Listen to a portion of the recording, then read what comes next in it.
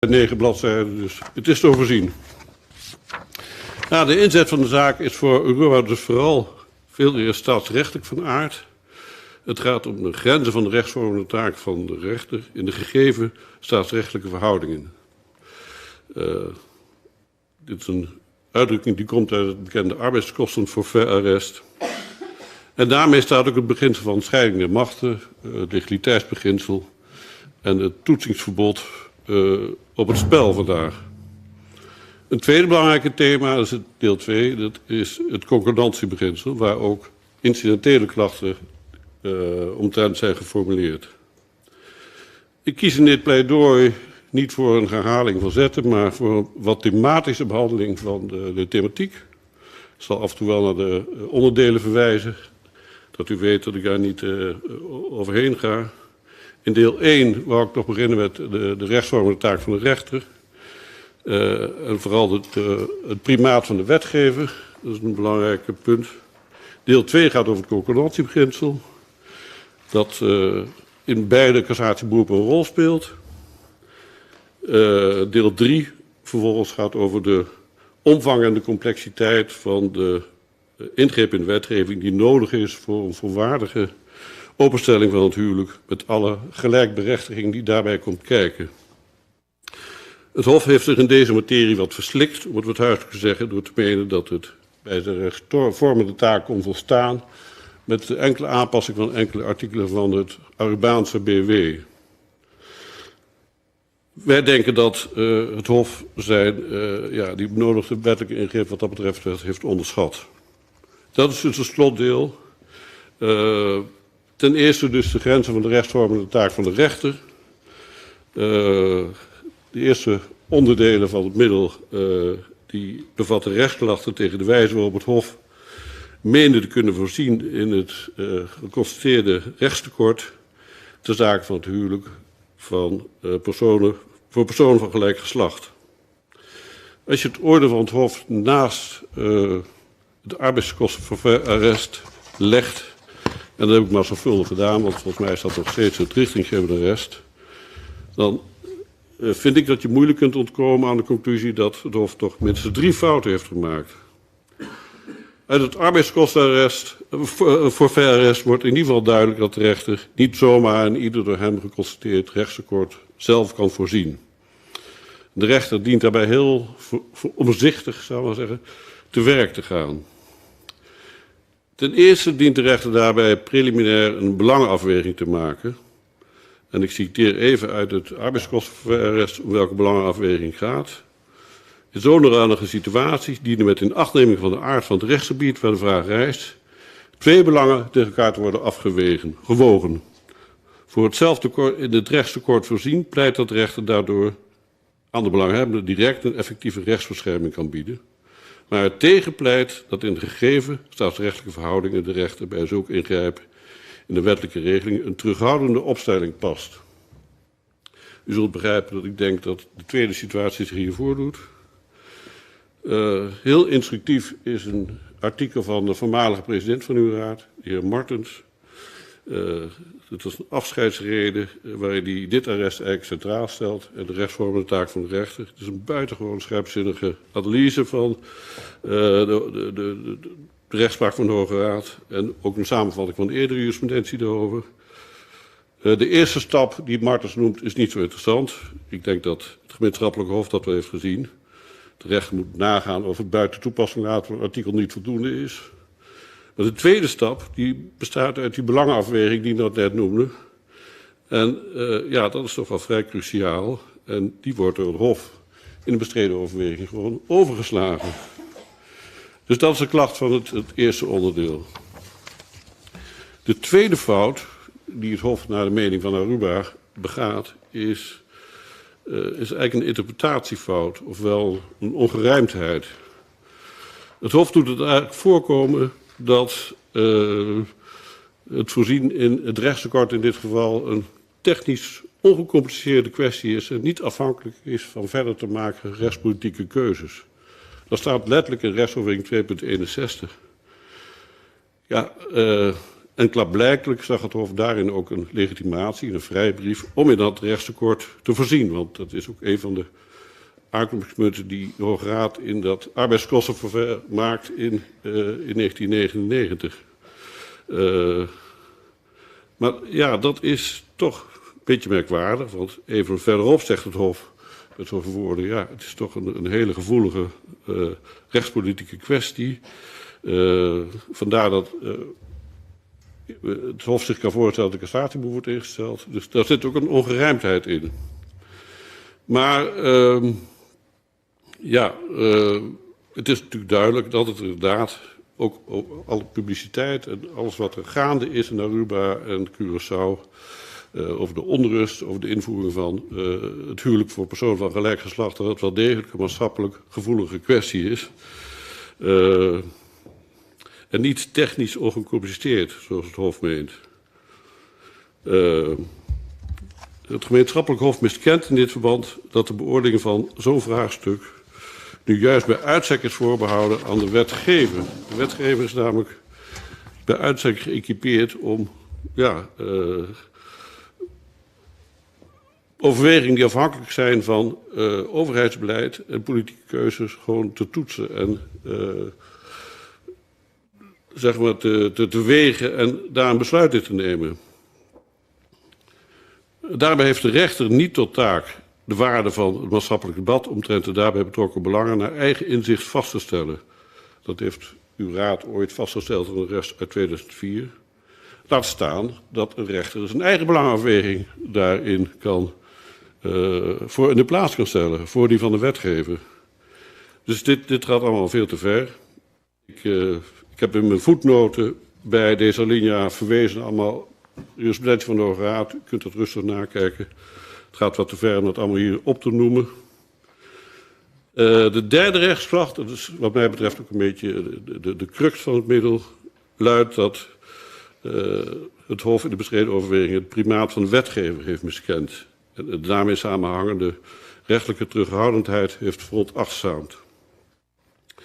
Het Hof heeft in deze heikele en maatschappelijk gevoelige kwestie ten onrechte geen blijk gegeven van in de gegeven staatsrechtelijke verhoudingen geboden terughoudendheid. Ze noemen dat ook wel judicial restraint. De rechter kan immers alleen dan in een door hem geconstateerd rechtstekort voorzien, indien zich uit het stelsel van de wet, de daarin geregelde gevallen en de daaraan ten grondslag liggende beginselen of de wetsgeschiedenis voldoende duidelijk laten afleiden hoe zulks dient te geschieden. Nou, dit komt letterlijk uit het arbeidskostenforfaitarrest. En ja, u hebt het arrest van of het vonnis van het Hof waarschijnlijk gelezen, die situatie doet ze misschien wel voor, maar dat heeft het Hof helemaal niks over vastgesteld. Ik denk ook niet dat die zich voordoet trouwens. Dus de vermeende duidelijkheid die het Hof zag, door het een technisch ongecompliceerde kwestie te noemen, die bestaat niet. Het is een vraagstuk van maatschappelijke aard. Daarbij zijn inderdaad verschillende oplossingen mogelijk. Dat heb ik al gezegd. Ik zie dat ik in deze alinea iets wat in herhalingen treed, dus die sla ik over. Wellicht meende het Hof dat het de derde stap van Martens toch wel kon zetten, omdat het naar zijn inzicht toch duidelijk zou zijn hoe dat nieuwe recht zou moeten luiden, met toepassing van het gelijkheidsbeginsel. Maar dat is ook in zoverre onjuist dat er blijkt de heersende rechtspraak van uw raad die duidelijkheid alleen sprake is in situaties waarin de wetgever al een duidelijke keuze heeft gemaakt, terwijl de nodige wetgevingsprocessen, waarin dat nieuwe recht dan moet worden belichaamd, al min of meer zijn uitgekristalliseerd. En dat alleen nog maar een laatste klap voor de inwerkingtreding moet plaatsvinden. Dat doet zich bijvoorbeeld voor in de twee arresten die het Hof zelf noemt in die overweging. Het eerste arrest, dat kunt u nalezen, gaat over gerechtelijke vaststelling van het vaderschap, ook in Aruba. Nou, daar voorzag de rechter in een rechtstekort, omdat die parlementaire geschiedenis zich al helemaal had uitontwikkeld. En de tweede zaak is de zaak die bij uw raad zelf is terechtgekomen over het discriminatoren namenrecht. Dat is een zaak uit 2017. En daarin overwoog uw raad, ik zal het even citeren, nu de wetgever met de vaststelling van de landsverordening aanvulling BWA een keuze heeft gemaakt uit verschillende stelsels die denkbaar zijn om de ongelijke behandeling op te heffen, kan de rechter door bij die keuze aan te sluiten een oplossing bieden voor het rechtstekort van de geldende wetgeving. Dat is dus een duidelijk geval waar de wetgever een keuze heeft gemaakt en de rechter daarbij aansluit. Dus de rechter, zeg maar de wetgever, nog het laatste zetje geeft. Nou, van een dergelijke situatie is hier geen sprake, want Aruba heeft nou juist gekozen voor het alternatief van geregistreerd partnerschap. Dus dat is helemaal niet een keuze voor openstelling van het huwelijk voor personen van gelijk geslacht. Dat was in ieder geval ook de situatie ten tijde van het bestreden vonnis. Dus dat is 6 december 2022. Ik denk dat we er zo nog wat meer over horen. Maar na dat vonnis heeft een 4-tal statenleden een initiatief wetsontwerp ingediend. Ik geloof dat het 23 mei was 2023. Dat wetsvoorstel wordt genoemd openstelling homohuwelijk of openstelling huwelijk. En dat ontwerp dat heeft al een aantal stadia doorlopen. Het is nu staat dat open voor openbare behandeling in de Staten. Dat zal waarschijnlijk begin volgend jaar plaatsvinden. Maar het punt is dat de regering van Aruba daarover nog geen standpunt heeft ontwikkeld. Daar is nog wat oneenigheid over. Maar de regering voelt zich natuurlijk toch wel opgelaten door het gemeenschappelijk hof, die dat standpunt meer en meer voorkookt. Maar goed, wat er ook zij van dat nieuwe wetsvoorstel. U weet beter dan ik dat de cassatietoetsing een ex-tunc-toetsing is. Dus ik denk eigenlijk dat met het hele nieuwe wetgevingsproces geen rekening kan worden gehouden hier. Want we toetsen of het gemeenschappelijk hof het goed heeft gedaan. Maar goed, hoe dat ook zij, de kern van het middel van het eerste onderdeel is dat het gemeenschappelijk hof in de staatsrechtelijke verhoudingen eigenlijk onvoldoende terughoudendheid heeft geboden. Het is interessant om er even na te gaan wat Martens hierover zegt. Martens brengt in zijn analyse van het arbeidskostenforfaitarrest die rechtelijke terughoudendheid in verband met de primaat van de wetgever, maar ook met het toetsingsverbod. Martens verwijst dan naar het harmonisatiewetarrest, waar ook ik geloof dat de Hoge Raad dat in het arbeidskostenforfaitarrest zelf doet. En Martens zegt ook, kennelijk heeft de Hoge Raad gedoeld op de traditionele plaats van de rechterlijke macht in het staatsbestel. Een plaats die vooral daardoor is gekenmerkt dat de rechter de wet niet aan hogere regels mag toetsen. Dus zowel het primaat van de wetgever als dat toetsingsverbod spelen een rol bij die rechtelijke terughoudendheid. Nou is weliswaar dat toetsingsverbod de laatste tijd iets wat in discussie gegaan, maar goed, we gaan er nog vanuit dat dat eerstend recht is. Het primaat van de wetgever en de scheiding der machten stellen dus een duidelijke grens aan de rechtsvormende taak van de rechter. En daarmee is ook de rechtszekerheid in het geding. Want mede gelet op het met de scheiding der machten gemoeide belang van de rechtszekerheid, gaat het de rechtsvormende taak van de rechter te buiten om te beslissen tot een daadwerkelijke wetswijziging, zoals het Hof heeft gedaan.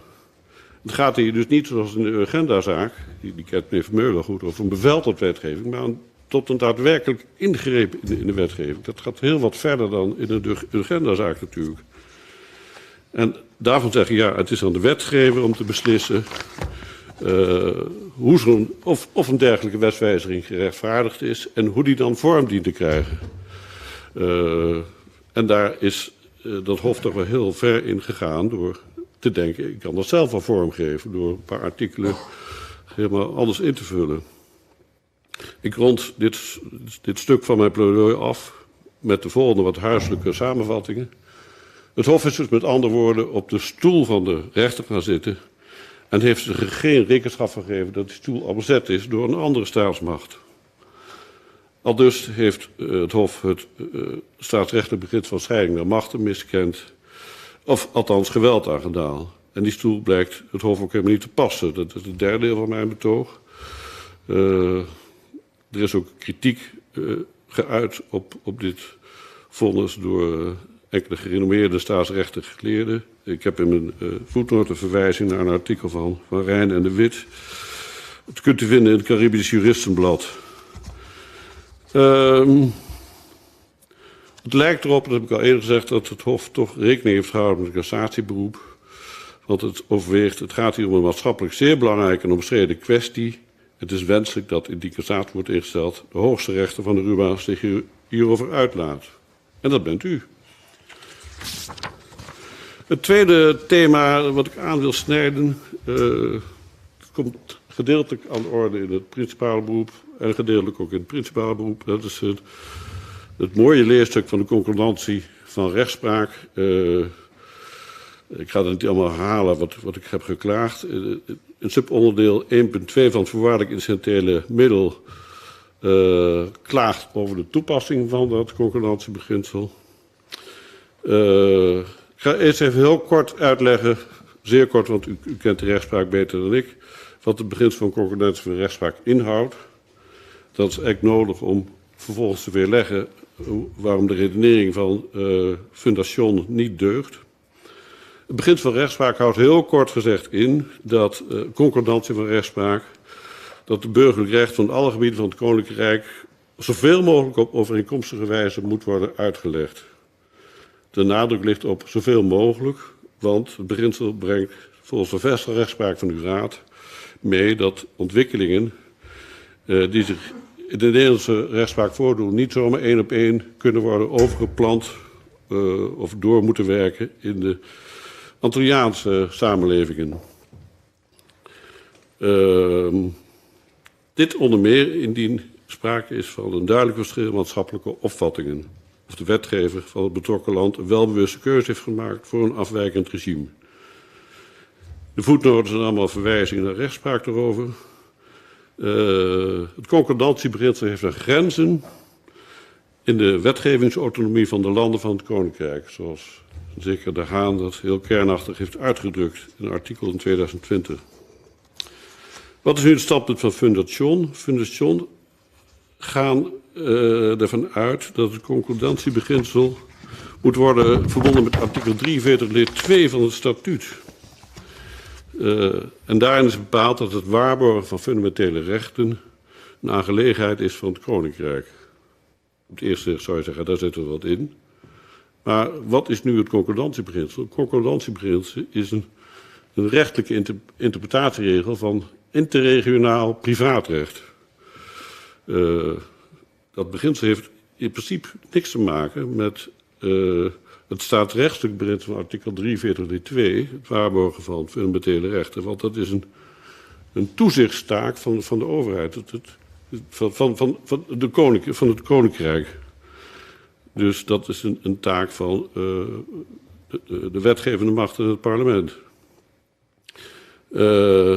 Deze toezichthoudende taak is in het statuut niet aan de rechterlijke macht opgedragen, maar aan de koninkrijksregering. Overigens zijn de landen zelf, kracht artikel 43 lid 1, in de eerste plaats zelf verantwoordelijk voor de naleving van de verwezenlijking van die fundamentele rechten. Het is dan ook niet verbazingwekkend dat in de rechtspraak over het concordantiebeginsel geen enkel aanknopingspunt is te vinden voor de opvatting dat dat beginsel moet worden verbonden met artikel 43 lid 2 van het statuut. Want nogmaals, het is interregionaal privaatrecht.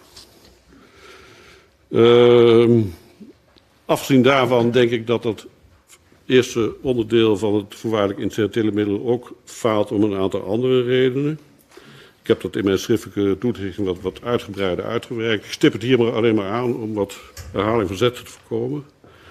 Ten eerste omdat het recht van personen van gelijk geslacht eigenlijk niet een fundamenteel recht is, zoals een artikel 43 lid 2 statuut beoogt, omdat het Hof nou juist heeft laten zien in het bestreden vonnis, na een lange en uitvoerige analyse van de artikelen 8 en 12 en 14 EVRM, dat aan die artikelen geen aanspraak op een huwelijk voor personen van gelijk geslacht kan worden ontleend.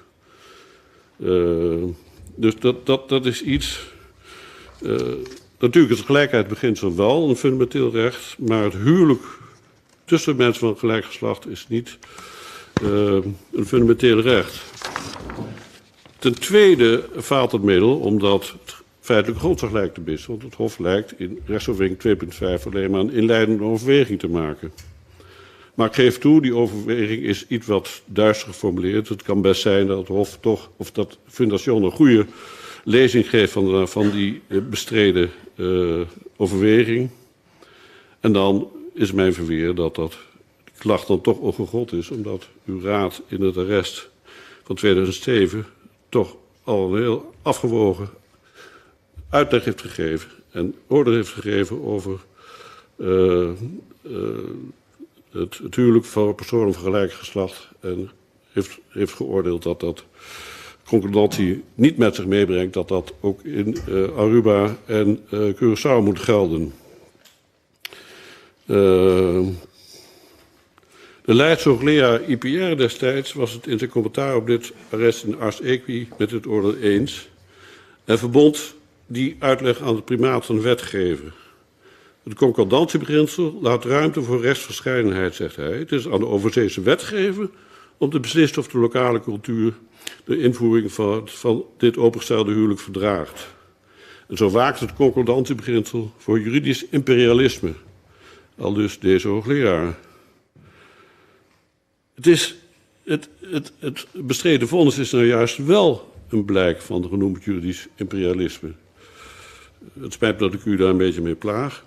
Maar het is althans een vorm van instrumentalisering van het procesrecht die geen recht doet aan het in het statuut vastgelegde autonomie van de verschillende koninkrijksdelen.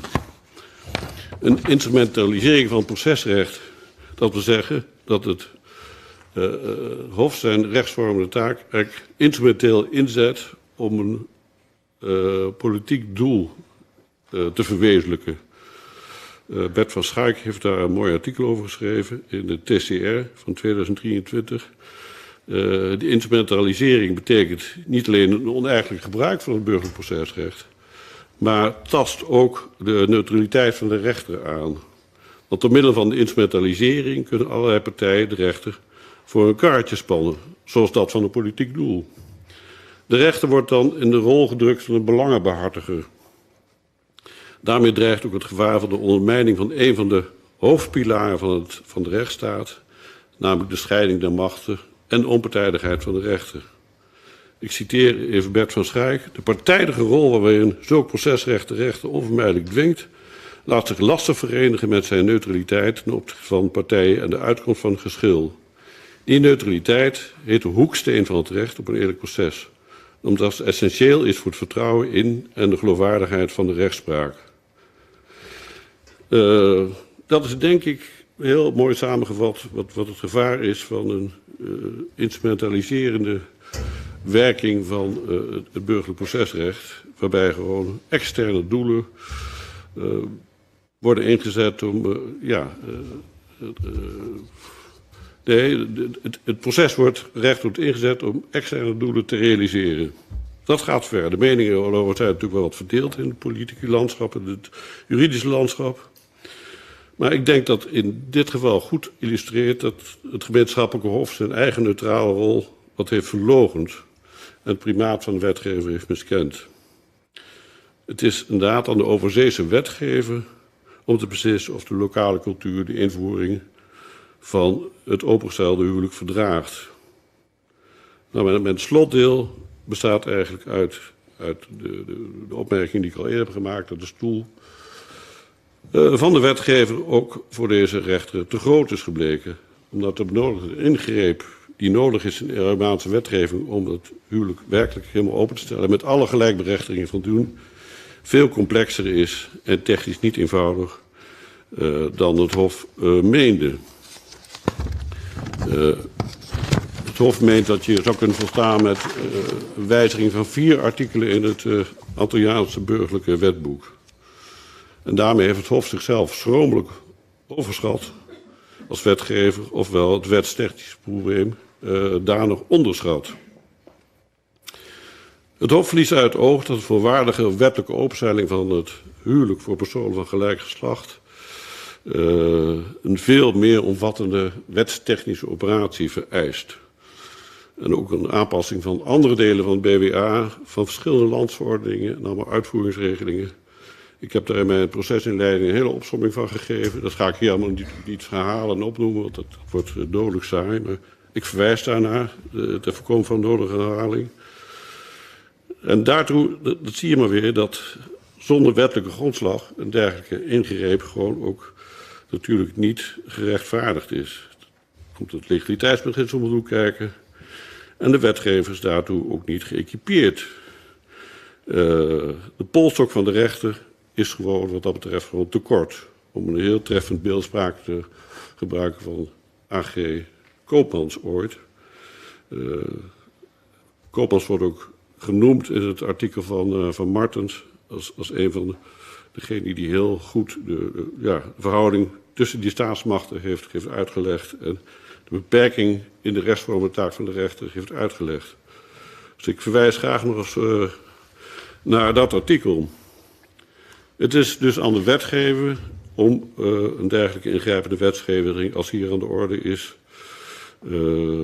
om daarover te beslissen. En dus ja, op welke wijze die dan dient vorm te krijgen.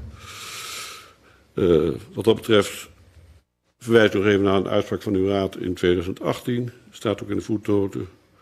Dat is iets wat ik in het principale middel in onderdeel 1.c van de orde stel. Ik heb al gezegd, een hele opsomming van al die benodigde aanpassingen laat ik hier achterwege. Het is een enorme waslijst. Ik verwijs gewoon naar de procesinleiding. Tot slot bevat het principale middel nog 1 rechtsklacht tegen de wijze waarop het Hof heeft gemeend een rechtstekort te kunnen voorzien. En wel dat deze wijze in strijd is met artikel 1.22 van de staatsregeling van Aruba. Want die laat het eigenlijk alleen maar mogelijk maken om enkele wetten gewoon in een individueel geval buiten toepassing te laten. Het Hof refereert er ook aan eerder in zijn omvangrijke vonnis. Dus in een individueel geval kan de rechter een wet buiten toepassing laten volgens de staatsregeling Aruba. Nou, wat doet het Hof hier? Het Hof heeft hier gewoon een generieke buiten toepassing verklaringen van die wetsartikelen gelast. Ja, dat is toch in strijd met ook het Arubaanse staatsrecht. Ik verwijs naar artikel 2.36 van het vonnis van het Hof, waar dit ook onder oog is gezien. Dus het is een rechtsklacht en tevens een motiveringsklacht. Omdat ik meen dat het Hof ook hier een innerlijke tegenstrijdigheid in zijn overwegingen laat zien. Ja, dat was het eigenlijk wel. Ik hoop dat ik het punt duidelijk heb kunnen maken. Ik kan hiermee volstaan voorlopig.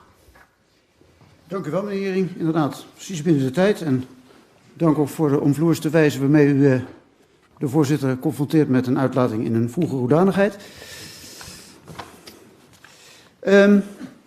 Meneer Van Weerden, bent u zelf als eerste aan de beurt of uw collega, meneer Pettersen? Zeker, welkom hier in Den Haag. Aan u het woord, meneer Pettersen.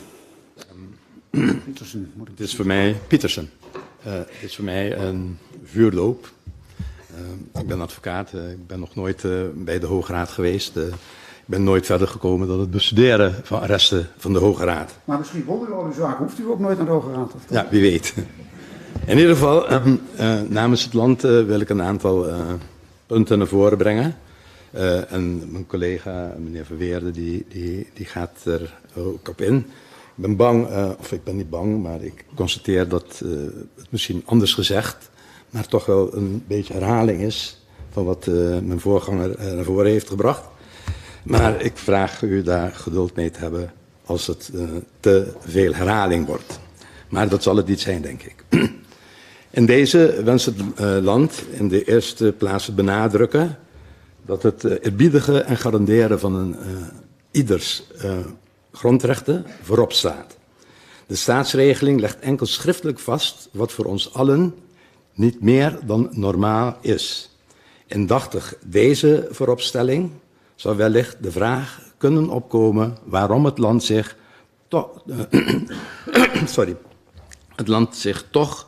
het land toch opkomt tegen het vonnis waarvan beroep in cassatie. Het instellen van cassatie tegen het vonnis is in de visie van het land noodzakelijk. Met zijn bestreden uitspraak heeft het Hof de fundamenten van de rechtsstaat en de daaraan inherente scheiding der machten aangetast.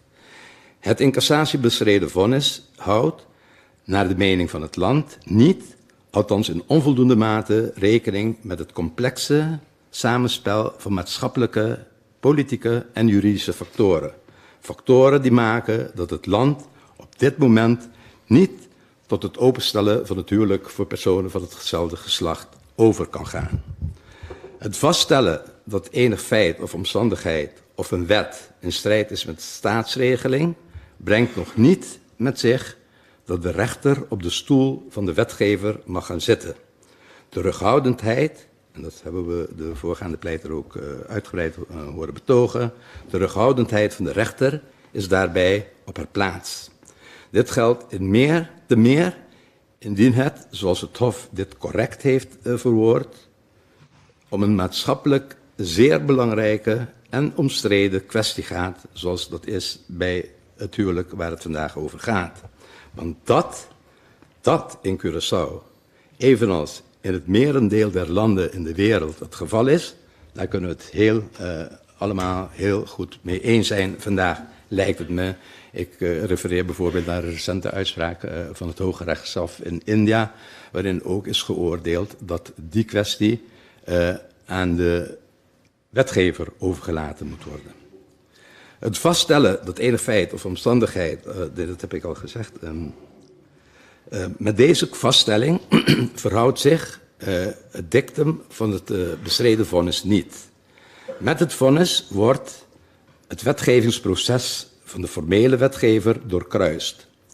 Het schuift advies, debat en inbrengrondes opzij.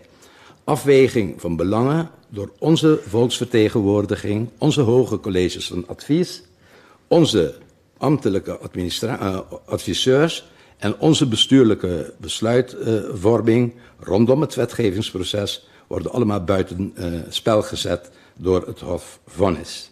Juist omdat het om een maatschappelijk zeer belangrijke en omstreden kwestie gaat, is het van belang dat het systeem van de wetgeving wordt geëerbiedigd. Om het opzij zetten van de scheiding der machten te rechtvaardigen, overweegt het Hof onder andere dat de rechterlijke ingreep in casu niet gecompliceerd is en dat het Hof in het verleden al vaker gebruik heeft moeten maken van zijn rechtsvormende taak wegens een door de wetgever in stand gelaten rechtstekort. Ik verwijs er overwegend 263 van het hofvonnis.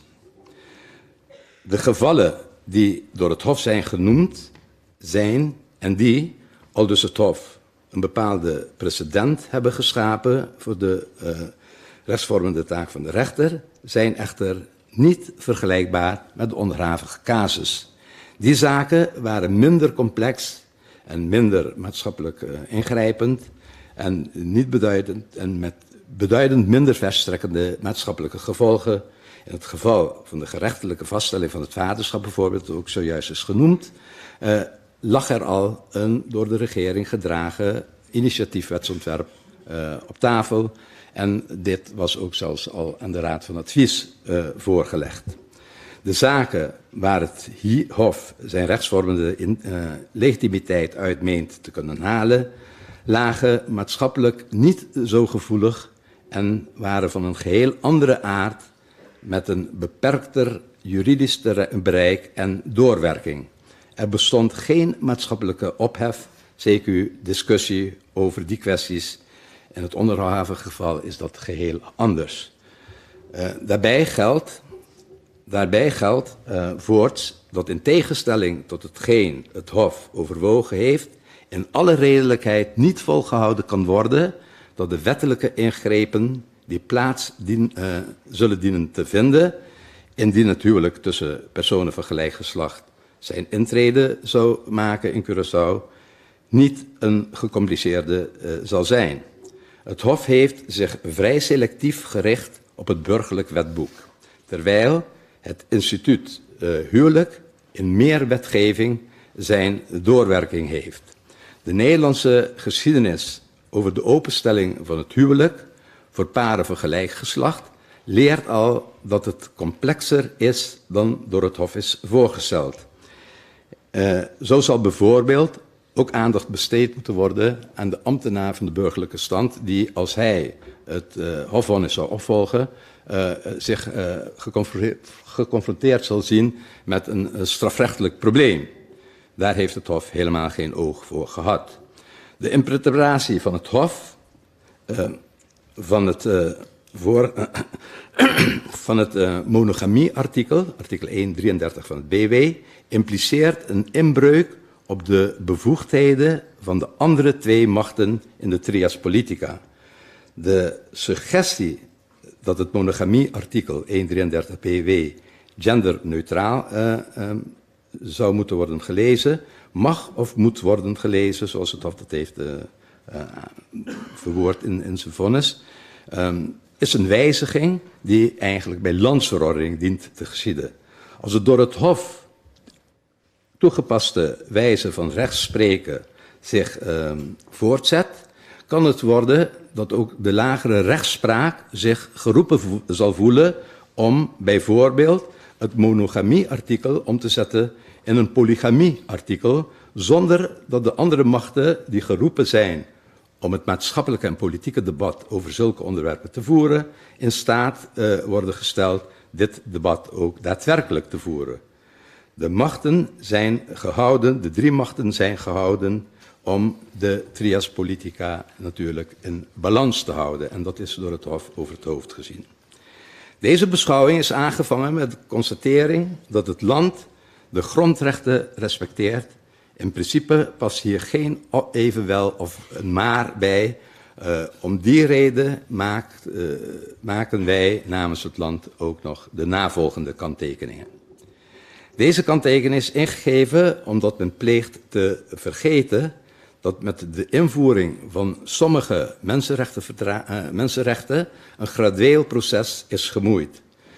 Gradueel omdat capaciteit en financiën redenen kunnen zijn om deze rechten niet meteen in te voeren, als het wel een recht zou zijn. Dat de landen binnen het Koninkrijk niet altijd gelijk optrekken, maar waar het mensenrechten betreft, kan ook als een vaststaand feit worden aangenomen, zoals onder andere kan worden afgeleid uit het rapport van de AIV en het ongevraagde advies van de Raad van State die ik in de noot heb genoemd. Kortweg, het land heeft de tijd nodig om, zo nodig beoordeeld door het land, zich aan te passen aan nieuwe trends. De herziene versie van het huidige BW, dat moeten we ook in gedachtig houden, is gepubliceerd in hetzelfde jaar, 2001, als waarin het Europese deel van het Koninkrijk, namelijk het land Nederland, is overgegaan tot het openstellen van het burgerlijk huwelijk voor mensen van het gelijke geslacht. Nog in de in 1993 aangevangen voorbereiding, nog bij de invoering van het huidige boek 1 van het BW van Curaçao op 15 januari 2001 was het huwelijk tussen personen van hetzelfde geslacht een discussiepunt in Curaçao. Dit punt is derhalve betrekkelijk nieuw voor het land. Het land is thans simpelweg niet toe aan de invoering van het huwelijk voor een paar van hetzelfde geslacht en zeker niet klaar voor een implementatie van een nota bene door de rechtsprekende macht opgelegde wijze van wetgeving. In Curaçao wordt hard gewerkt aan de ratificatie bijvoorbeeld van een flink aantal mensenrechtenverdragen. Echter, capaciteit en financiën spelen daarbij een rol. Dat is geen onbekend fenomeen, ook niet in het Europese deel van het Koninkrijk, waar het bijvoorbeeld 10 jaar lang heeft geduurd eer tot de ratificatie van het VN-gehandicaptenverdrag kon worden overgegaan, onder andere vanwege de financiële consequenties van dit verdrag, dat dit verdrag met zich zou brengen. Ook de lokale en culturele context speelt een belangrijke rol. Deze context is aanzienlijk anders dan in Europa, hetgeen ook blijkt uit de landen in de Caribische regio, waar Curaçao deel van uitmaakt en Aruba ook. En die wel tot het openstellen van het huwelijk tussen mensen van hetzelfde geslacht zijn overgegaan. De landen in de regio die tot openstelling van het huwelijk voor paren van hetzelfde geslacht zijn overgegaan, zijn allemaal overzeese, ultraperifere of niet-autonome gebieden van de voormalige Europese kolonisators. Er is slechts één land te noemen in het Caribisch gebied dat hiertoe is overgegaan, namelijk het openstellen van het huwelijk, zonder onder bewind te staan van het liberale Europa, en dat is het land Cuba. In het overgrote deel van de landen in de regio, de Caribische regio, is het huwelijk tussen personen van hetzelfde geslacht niet toegestaan en is zelfs soms homoseksualiteit een strafbaar feit. Niet dat het land voorstander is dat homoseksualiteit strafbaar zou moeten worden gesteld, maar dat terzijde. In ieder geval moet voorkomen worden dat enkel op basis van voornamelijk westerse denkbeelden het huwelijk voor personen van gelijk geslacht wordt opengesteld in Curaçao, waar 72% van de bevolking Rooms-katholiek is en een conservatief op de Bijbel gebaseerd gedachtegoed heeft. In ieder geval mag deze openstelling niet voordat de gehele Curaçaose bevolking zich expliciet daarover heeft kunnen uitspreken. Dit is in deze zaak niet gebeurd, zodat de openstelling door het Hof van het huwelijk voor alleen homoseksuele paren en niet bijvoorbeeld tevens voor personen van andersoortige seksuele voorkeuren, zoals bijvoorbeeld biseksuelen in Curaçao, over kan komen als niet alleen een met ondemocratische dwang opgelegde rechtsfiguur, maar ook willekeurig. Het Hof behoort zich natuurlijk verre van willekeur te houden. En dat heeft het Hof niet gedaan. De gevolgen die dit mee kan brengen, zijn niet, althans in onvoldoende mate, onderzocht of onderkend. In ieder geval blijkt uit de bestreden vonnis niet dat het Hof eigen onderzoek in dit kader verricht heeft of rekening heeft gehouden met de maatschappelijke opvattingen in dit verband. De geluiden die het land bereiken van onder andere lokale religieuze leiders, antropologen en historici duiden er in ieder geval op dat een zeer groot deel van de samenleving om hem moverende redenen niet bereid of klaar is voor het openstellen van het huwelijk voor personen van hetzelfde geslacht. Hierbij kan, moet en mag het koloniale aspect niet uit het oog worden verloren. Voorkomen moet namelijk worden, en zeker in dit jaar, waarin wij het slavernijverleden herdenken, dat de onderhavige hofuitspraak ertoe leidt dat de bevolking vanuit haar moreel, religieus en spiritueel referentiekader en geschiedenisbeleving niet klaar is voor een Nederlands voorkomend eigen hof, door een Nederlands voorkomend eigen hof opgelegd huwelijk en daartegen in verzet komt. Dat wil het land koet voorkomen. Voor bepaalde thema's geldt simpelweg dat vanwege de eilandelijke Caribische context veranderingen, waaronder misschien een liberaler denken, althans langzamer gaan dan dat in Europees Nederland bijvoorbeeld het geval is. Een goed voorbeeld hiervan is de discussie rondom Zwarte Piet. We zitten in de tijd van het jaar waarin Zwarte Piet gevierd wordt. Bij ons in Curaçao is de discussie veel minder levend dan in Nederland. En in ieder geval wordt die discussie ook veel minder agressief en heftig gevoerd dan dat in Nederland het geval is. De vrijheid van Curaçao daarin moet geëerbiedigd worden. Mogelijkerwijs wordt het opleggen van het openstellen van het huwelijk voor personen van hetzelfde geslacht ook andere thema's opgeroepen, althans sentimenten opgewekt die veel verder gaan dan alleen het onderhavige thema. Die geluiden hebben het land ook bereikt in het overleg met de lokale religieuze en antropologen en historici.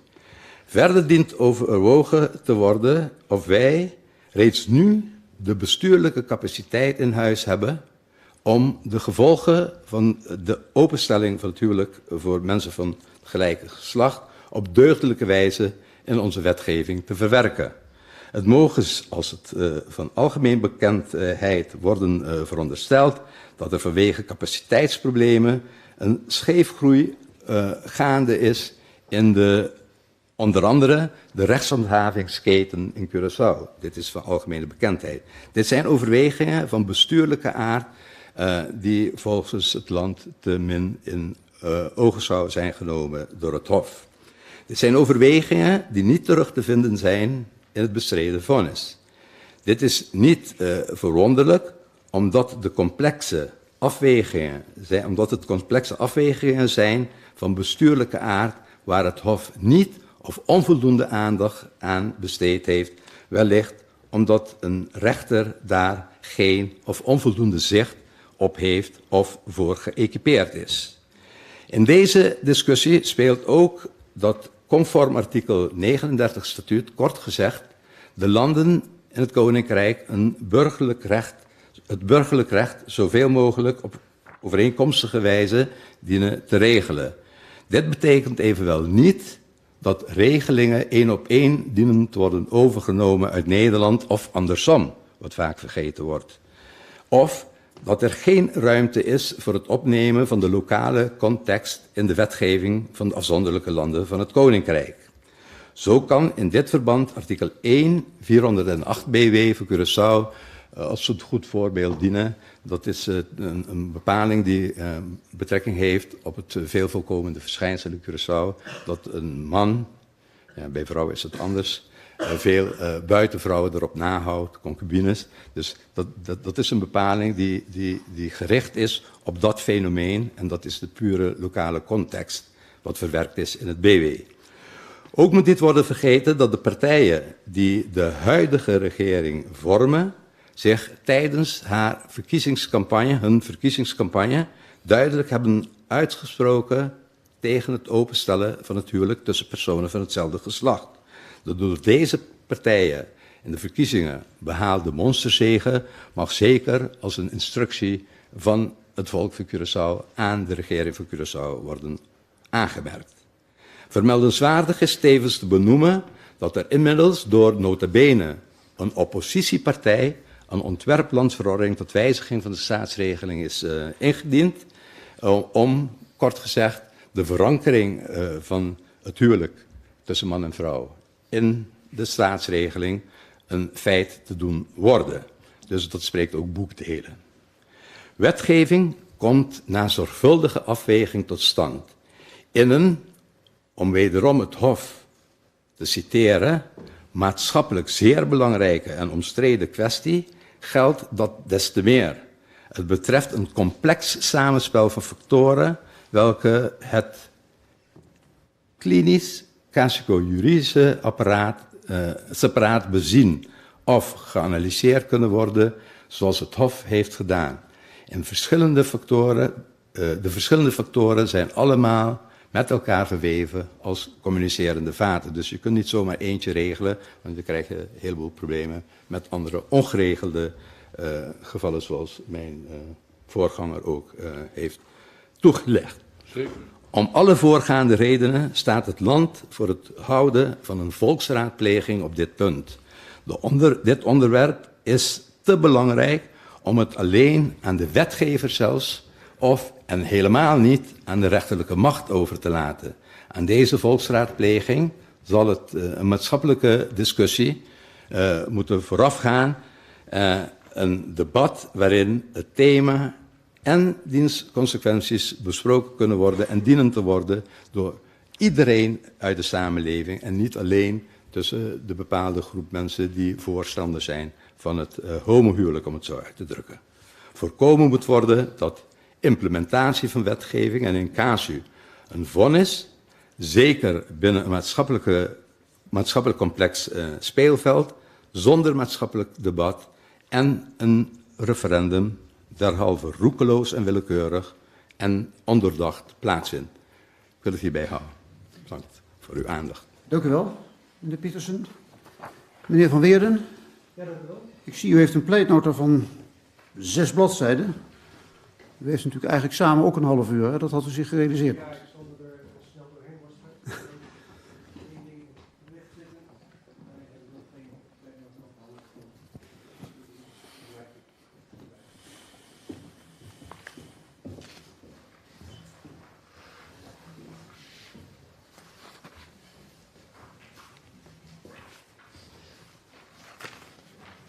Ja, dank u, voorzitter. Na deze processuele gevoeligheid neem ik u mee in de gevoeligheden die in deze zaak zich voordoen.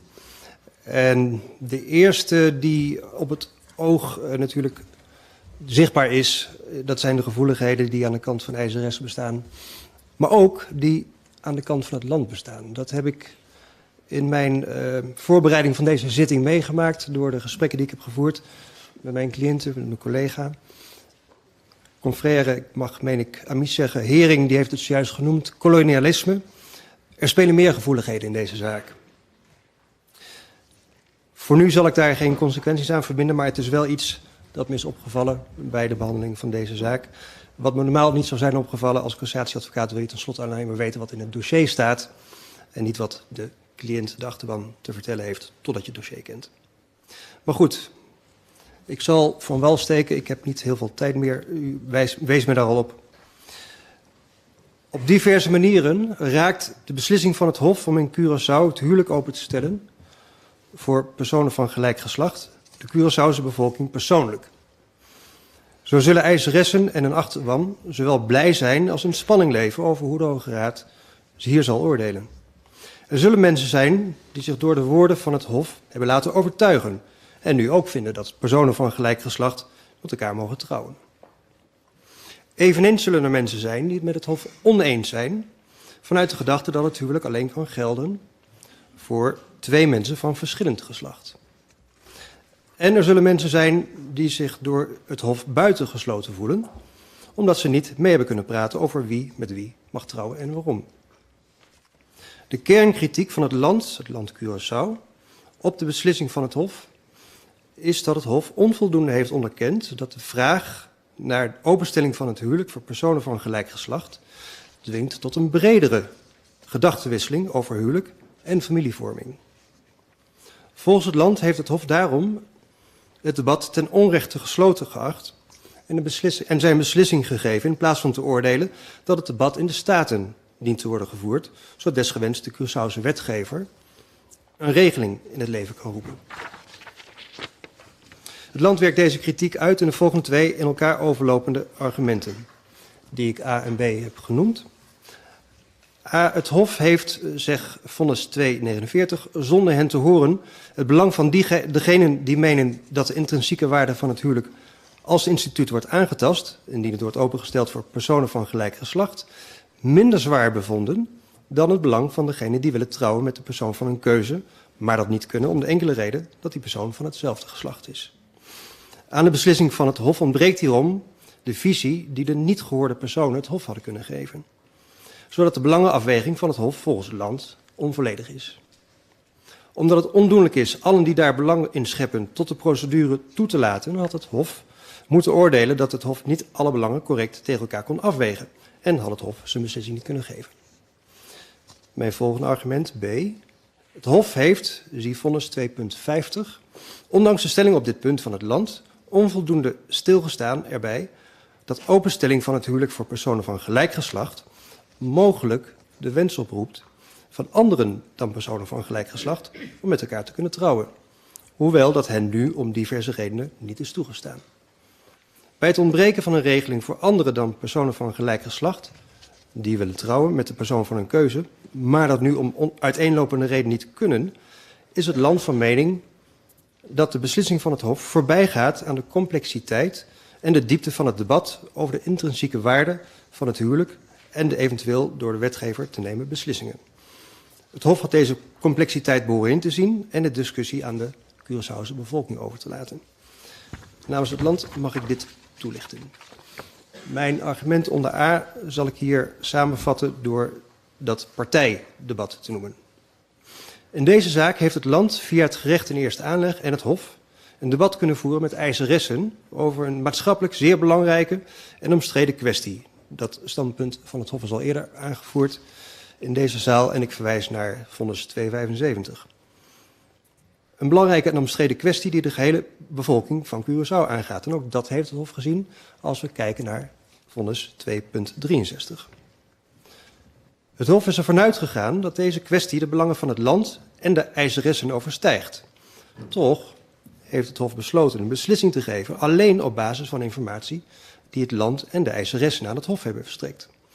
Andere belanghebbenden, dus de gehele Curaçaose bevolking, heeft het Hof niet opgeroepen. Weliswaar kan het land Curaçao worden geacht de Curaçaose bevolking te vertegenwoordigen waar het politieke beslissingen betreft, maar niet in het kader van beslissingen die het land neemt in een rechtsgeding. Daarin vertegenwoordigt het land uitsluitend zichzelf. Een tegengestelde opvatting zou tot de vreemd aandoende conclusie leiden dat het land in deze zaak ook eiseressen vertegenwoordigt. En dat is niet zo natuurlijk. Het is natuurlijk ook normaal dat een gerechtelijke procedure alleen wordt gevoerd door de procespartijen. Ook voelt het raar aan om van het Hof te verlangen dat alle inwoners van Curaçao uit te nodigen of op een andere manier tot het geding toe te laten, om een stem in de procedure te laten horen. De massaliteit en organisatie van het te ontvangen inbreng zou tot onredelijke vertraging van en mogelijk chaos in het geding hebben geleid. Het resultaat van de procesvoering in deze zaak is echter wel dat enerzijds niet iedereen die dat heeft gewild zich in deze zaak heeft kunnen uitspreken en anderzijds dat deze mensen te maken krijgen met een ingrijpende wijziging in de Curaçaose rechtsorde, waarbij die wijziging is ingegeven door een inschatting van de rechter van hun belangen en van de relatieve waarde daarvan. En dat knelt. Dat knelt te meer omdat een alternatief voorhanden is, waarop op georganiseerde wijze wel alle standpunten en belangen aan bod kunnen komen en worden afgewogen.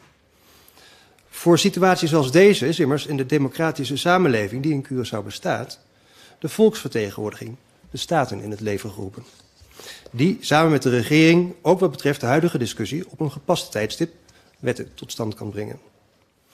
Het middel dat eiseressen hier ten dienste staat, zoals aan elke belangengroep in welke aangelegenheid ook ten dienste staat, is het uitoefenen van politieke of maatschappelijke druk, zoals via een lobbygroep en protesten.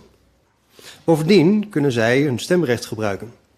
Op deze manieren kunnen eiseressen proberen via wetgeving hun normen en waarden onderdeel te maken van de Curaçaose maatschappij. Het Hof, zie vonnis 2.50, heeft het volgens het land daarom bij het onjuiste eind door te oordelen dat de vrijheid van godsdienst in een democratische rechtsstaat niet zo ver gaat dat men de eigen godsdienstige normen en waarden kan opleggen aan een ander.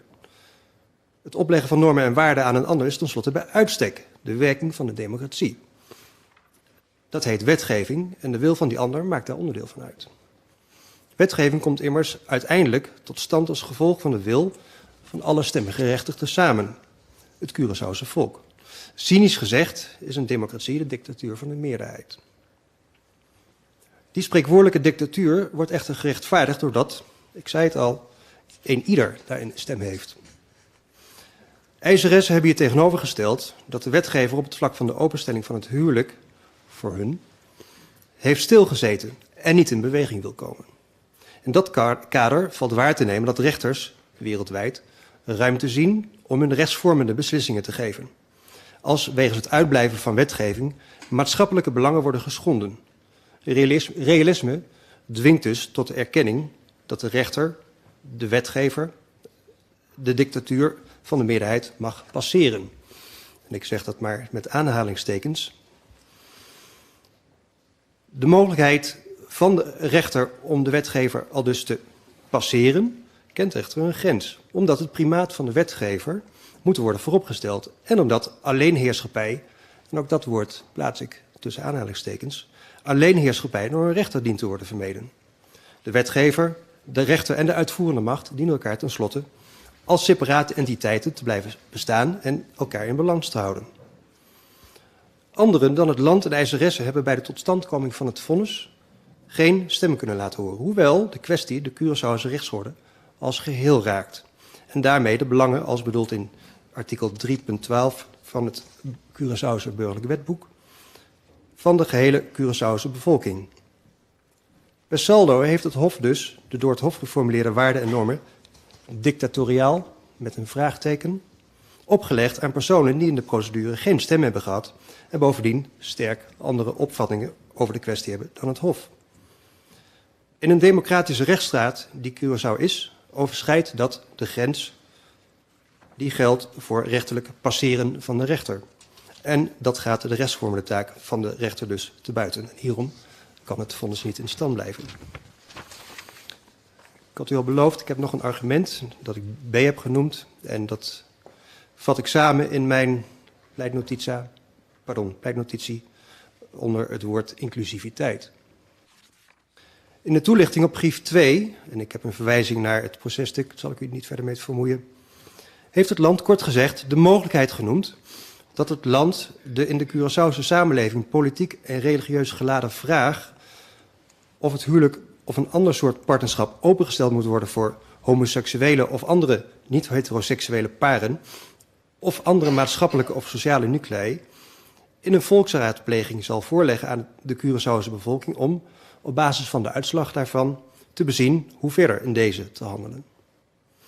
In de toelichting op brief 3 en 6, en ook daar kunt u de vindplaats teruglezen in de pleitnota, heeft het land gesteld, kort gevat, dat de huidige wet niet alleen het huwelijk tussen twee mensen van gelijk geslacht uitsluit, maar onder meer ook het polygame huwelijk en het huwelijk tussen bloedverwanten. Zoals het land het vonnis leest, heeft het het Hof natuurlijk, vonnis 2.50 op deze stellingen gereageerd door te oordelen dat niet van belang is dat meer niet-traditionele leefvormen bestaan, polygamie en andere, en dat de vraag of voor die leefvorming een achterstelling in deze wetgeving van Curaçao bestaat, en zo ja, of die achterstelling gerechtvaardigd is, in deze zaak niet beantwoord hoeft te worden. Volgens het land heeft het Hof hiermee aan het punt voorbij gezien dat het antwoord op de vraag of het huwelijk moet worden opengesteld voor personen van gelijk geslacht voorafgegaan moet worden door het antwoord op de vraag wat in Curaçao geldt als de intrinsieke waarde van het huwelijk. En dat de gedachtevorming en besluitvorming daarover publiekelijk dient te worden gevoerd. Het land ligt dit toe. Onder vonnis 2.51 heeft het Hof geoordeeld, samengevat weergegeven, dat het feit dat personen van gelijk geslacht biologisch samen geen kinderen kunnen krijgen, tekortschiet als argument tegen het openstellen van het huwelijk voor personen van gelijk geslacht. Onder vonnis 2.67 heeft het Hof onder meer geoordeeld dat openstelling van het huwelijk en de openstelling van de adoptie twee te onderscheiden kwesties zijn. Als, om dat kort te zeggen, het biologische en het adoptieargument geen voorwaarden, respectievelijk belemmering zijn om te kunnen trouwen, moet de vraag worden beantwoord wat dan de regel is, die zegt met wie men wel en met wie men niet mag trouwen. Dit roept de vraag op naar de intrinsieke waarde van het huwelijk en familievorming. Wie hebben daar toegang toe? Is wederzijds verklaarde liefde bijvoorbeeld voldoende? Het land stelt het scherp. Wat spreekt in die nieuwe realiteit, na opening van het huwelijk voor mensen van gelijk geslacht, nog tegen bijvoorbeeld het polygame huwelijk of het huwelijk met een bloedverwant? En moeten mensen die met elkaar willen trouwen erkennen dat zij vrouwelijk of mannelijk zijn? Of mogen ook mensen die zich niet bij één of misschien meer genders vinden passen met elkaar trouwen? En vooral, wie bepaalt dit alles? Het oordeel van het Hof, vonnis 258, dat geen goede argumenten bestaan ter rechtvaardiging van de uitsluiting van het huwelijk voor personen van gelijk geslacht, biedt geen antwoord op de vragen die openstelling van het huwelijk voor mensen van gelijk geslacht oproept.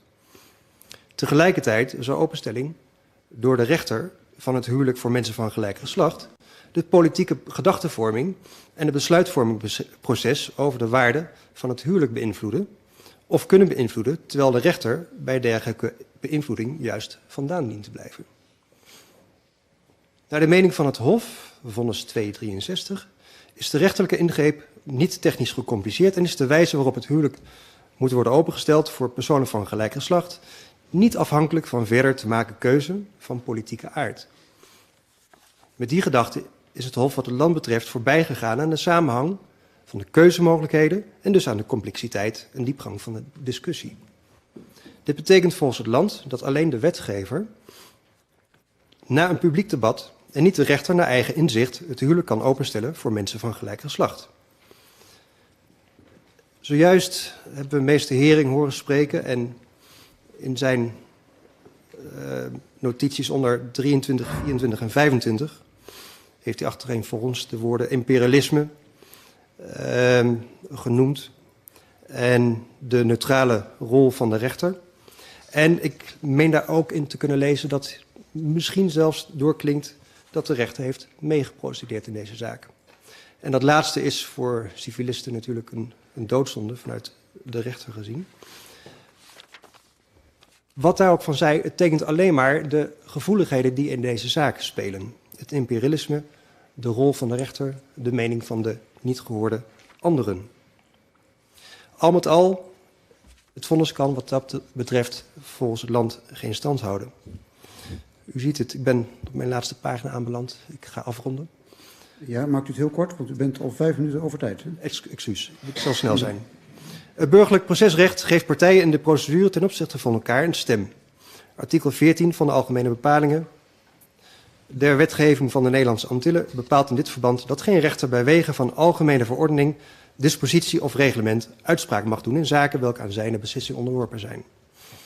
De democratie geeft uiteindelijk iedereen een stem in het wetgevingsproces. En daartoe verwijs ik kortheidshalve maar naar artikel 3 van die algemene bepalingen. De scheiding van machten in een democratie dient er enerzijds toe te voorkomen dat te veel macht terechtkomt bij een van de 3 staatsmachten en anderzijds dat deze staatsmachten elkaar in evenwicht houden.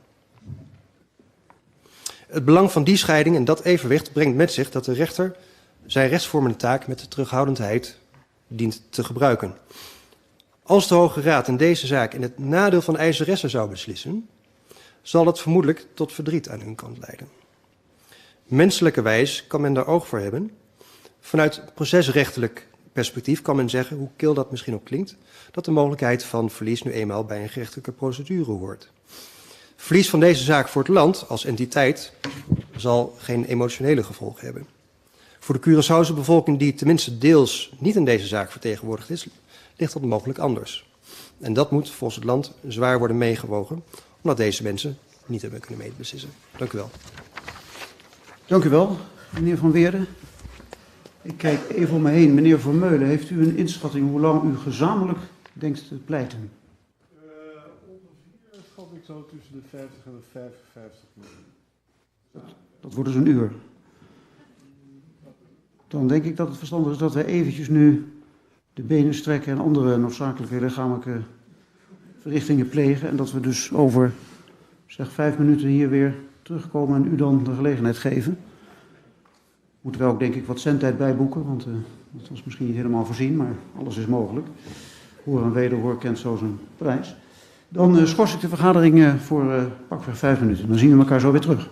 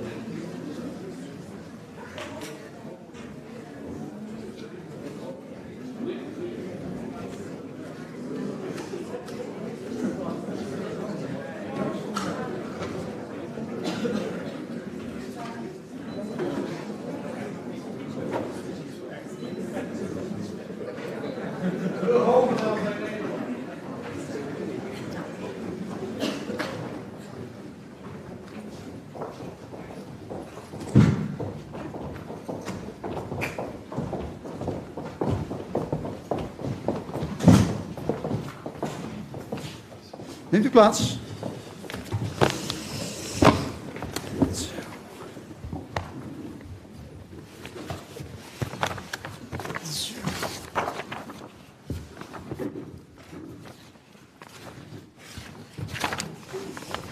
Zo.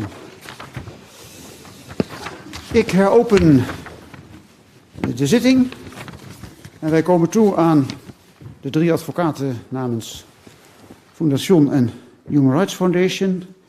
En de volgorde zal zijn, meneer Vermeulen is eerste, meneer Wever, meneer Murray. Minister Wever zal als eerste gaan, daarna minister Murray en ik zal besluiten. Met een pleitnota ook.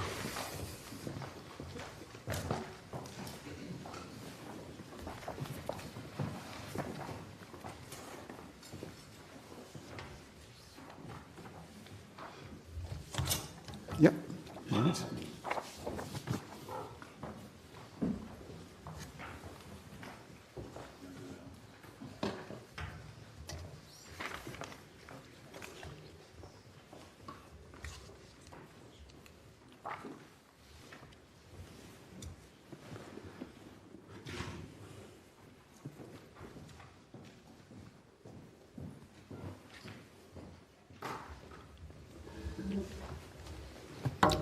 Edel, hoogachtbaar college. Deze zaak gaat over de jaarlange systematische discriminatie van paren van gelijk geslacht in Aruba en Curaçao, doordat deze landen van het Koninkrijk der Nederlanden niet met elkaar kunnen huwen.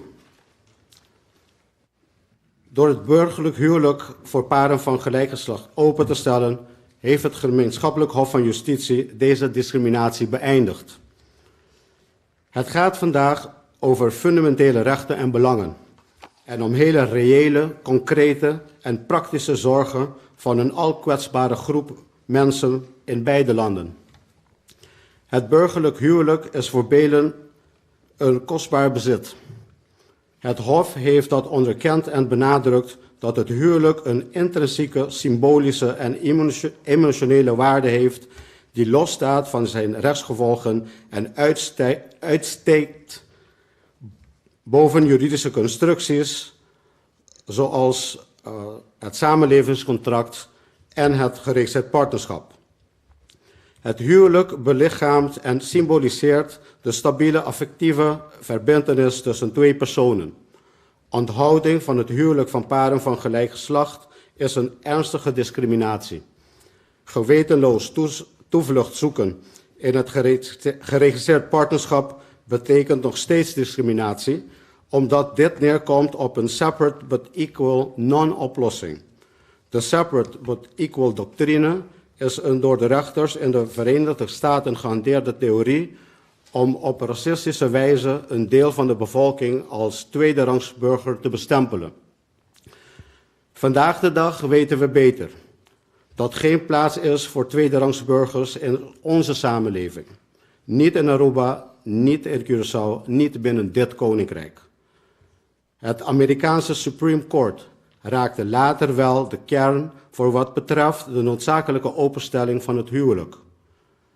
Zonder openstelling zijn same-sex couples consigned to an instability many opposite-sex couples would deem intolerable in their own lives en zijn hun duurzame relaties inferieur. Dat is oneerlijk en de bredere maatschappelijke en psychosociale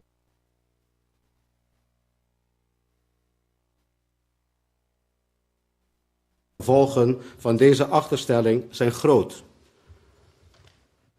De huwelijksongelijkheid in de landen is ook symbool van een bredere discriminatie.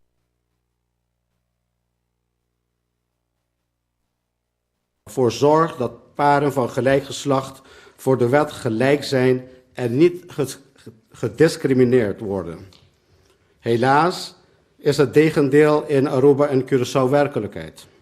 Want paren van gelijk geslacht, zoals mevrouw Marquez en mevrouw Angel, hier vandaag aanwezig, worden in deze landen van staatswege gediscrimineerd doordat zij niet met elkaar kunnen huwen.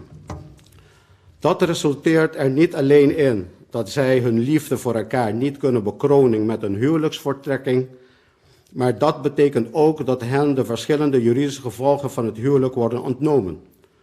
En zo kan het dat paren van gelijk geslacht zich op veelal heel precaire momenten in het leven geconfronteerd zien met grote onzekerheden. Heb ik wel iets te zeggen over mijn partner die in het ziekenhuis ligt? Of wordt onze relatie ontkend en wordt alleen naar mijn partners familie geluisterd? Is alles erfrechtelijk wel goed geregeld als ik overlijd? U moet zich voorstellen, een van de eisers achter mij heeft geen verlof van haar werkgever om aanwezig te kunnen zijn bij een buitenlandse medische behandeling van haar partner voor een ernstige ziekte gekregen. Omdat zij niet kunnen huwen. En natuurlijk zijn ze dan ook niet gehuwd. Ook op meer alledaagse momenten worden paren van gelijk geslacht er herhaaldelijk op gewezen dat hun relatie in de landen niet wordt erkend en ondervinden zij daar juridische nadelen van. Zo worden hen bijvoorbeeld verschillende fiscale voordelen en sociale zekerheidsrechten onthouden. Het Hof heeft deze ongerechtvaardige discriminatie onderkend en daar rechtsgevolgen aan verbonden. Het Hof heeft niet alleen geconstateerd dat sprake is van ongerechtvaardige, ongelijke behandeling, maar heeft daar ook de enige juiste consequentie aan verbonden, door het huwelijk open te stellen. De inzet van het principiaal cassatieberoep is vooral dat het Hof met de openstelling op de stoel van de wetgever is gaan zitten. Wij zullen in dit pleidooi toelichten waarom dit niet het geval is en waarom de openstelling een noodzakelijke en toelaatbare voorziening is om effectieve rechtsbescherming te bieden. Dat staat los van de Nederlandse opvattingen. Het incidenteel beroep raakt daar wel aan. De inzet van dat voorwaardelijk beroep is dat de erkenning in Nederland van het verbod van discriminatie wegens seksuele oriëntatie als mensenrecht ook in de andere landen van het Koninkrijk consequenties heeft. In Nederland bestaat inmiddels het diep gewortelde besef dat discriminatie op grond van seksuele oriëntatie in strijd is met het gelijkheidsbeginsel. Het verbod op discriminatie van homoseksuelen is volgens de Nederlandse regering een ononderhandelbare norm in de Nederlandse samenleving en een fundamentele norm in de Nederlandse rechtsorde. Dit jaar is in artikel 1 van de Nederlandse grondwet expliciet opgenomen dat discriminatie op grond van seksuele oriëntatie is verboden. In de memorie van toelichting bij deze wijziging is onder meer opgemerkt dat nagenoeg alle politieke stromingen gelijke behandeling van homoseksuelen een hoog te beschermen goed achten en de voortrekkersrol die Nederland ook internationaal speelt, waarderen. De Nederlandse regering neemt die internationale voortrekkersrol bijzonder serieus. Er is veel gebeurd sinds de Nederlandse openstelling van het huwelijk van paren van gelijk geslacht 22 jaar geleden. De Nederlandse wetgever was destijds van oordeel dat het belang van gelijke behandeling de doorslag gaf en dat gelijkberechtiging het doel was, zonder dat schending van artikel 1 van de grondwet in het vizier kwam. Inmiddels is duidelijk dat de Nederlandse regering nationaal en internationaal de onverkorte gelijke behandeling van homoseksuelen als grond- en mensenrecht erkent en verdedigt. Het kan niet langer zonder gevolgen blijven binnen de gemeenschap van het Koninkrijk. Die gemeenschap berust op een gedeeld minimaal respect voor onvervreemdbare fundamentele rechten. Want dat is de status quo in Nederland. De gelijke berechting van homoseksuelen is geen politieke gunst voor minderheden waar een parlementaire meerderheid nog over zou kunnen beschikken. Het is een mensenrecht. In dit pleidooi beperken wij ons tot de toetsing aan de staatsregeling van Aruba en Curaçao, die het Hof heeft verricht. Daar zit geen zweem in van lokale Nederlandse overtuigingen, die onder het mom van het gelijkheidsbeginsel en het discriminatieverbod in de staatsregelingen in de beide landen worden geïmporteerd. Het Hof heeft zich ook niet gericht naar de opvattingen van de vermeende meerderheid in de beide landen, die een burgerlijk huwelijk tussen paren van gelijk geslacht zou afwijzen. Daarmee heeft het Hof het kernbetoog van de landen verworpen, namelijk dat een democratische meerderheid moet kunnen beschikken over de fundamentele rechten van minderheden. Dit is de crux ook waarom het intern sterk verdelen EHRM vanwege zijn halfslachtige rechtspraak over de openstelling van het huwelijk voor paren van gelijk geslacht zo zwaar bekritiseerd is. Ik sta daar kort bij stil. Geen adequate rechtsbescherming tegen discriminatie als rechten van minderheden afhankelijk worden gemaakt van de opvatting van de meerderheid. Het Hof in Straatsburg faalt als mensenrechtenhof door nog steeds geen rechtsbescherming te bieden tegen de systematische discriminatie die paren van gelijk geslacht moeten dulden. Het EHRM weigert onder politieke en maatschappelijke druk vanuit enkele landen van de Raad van Europa te oordelen dat de verdragssluitende staten op grond van het EVRM gehouden zijn het huwelijk open te stellen. In het begin van dit jaar is dat wederom bevestigd in de uitspraak Fedotova en anderen tegen Rusland van de Grote Kamer van het Hof. In deze bekritiseerde uitspraak concludeert het EHRM nogmaals dat de verdragssluitende staten op grond van artikel 8 EVRM niet gehouden zijn het huwelijk open te stellen, omdat geen consensus gevonden kan worden ten aanzien van de vorm waarop rechten van paren van gelijk geslacht moeten worden gewaarborgd. Met deze al lange tijd zwaar bekritiseerde consensus-based benadering maakt het EHRM al decennia de mensenrechtelijke bescherming van minderheden afhankelijk van het bestaan van Europese consensus over de vraag of het huwelijk moet worden opengesteld. Dit is op het meest fundamentele niveau in strijd met het hele idee sinds de verlichting en de Tweede Wereldoorlog van wat mensenrechten zijn. Namelijk fundamentele rechten en vrijheden voor alle mensen die niet afhankelijk zijn van de goedkeuring van een meerderheid. Het oordeel is des te onbegrijpelijker omdat het EHRM in diezelfde uitspraak nota bene zelf overweegt dat het onverenigbaar is met de onderliggende waarden van het EVRM als the exercise of convention rights by a minority group were made conditional by its being accepted by the majority. De hoogste rechters in de Verenigde Staten, Zuid-Amerika, Brazilië, Ecuador, Slovenië, Taiwan, Colombia en Oostenrijk en het Inter-Amerikaanse Mensenrechtenhof hebben daar wel de enige juiste conclusie aan verbonden, namelijk de noodzaak van openstelling van het huwelijk. Bovendien overweegt het HRM dat het EVRM a living instrument is which must be interpreted in the light of present-day conditions en dat niet geïnterpreteerd moet worden in een vacuüm. Tot de dag van vandaag staan de in 1950 in artikel 12 VRM opgeschreven woorden over het huwelijk volgens het HRM echter in de weg aan openstelling van het huwelijk van paren van gelijk geslacht. Dit terwijl de achtergrond van dit artikel 12 nooit is geweest om het huwelijk aan paren van verschillend geslacht voor te behouden.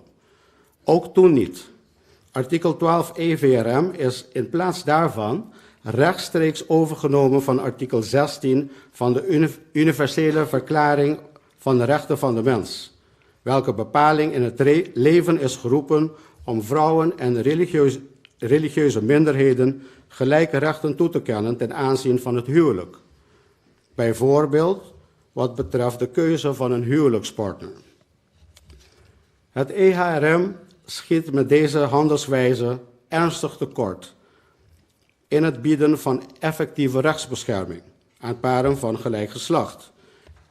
En paren van gelijk geslacht worden nog steeds in vele landen van de Raad van Europa gediscrimineerd en achtergesteld. De Hoge Raad heeft 33 jaar geleden ook geen rechtsbescherming geboden. Zoals bekend werd de Hoge Raad in 1990 voor de vraag gesteld of 2 personen van hetzelfde geslacht in Nederland een huwelijk konden aangaan.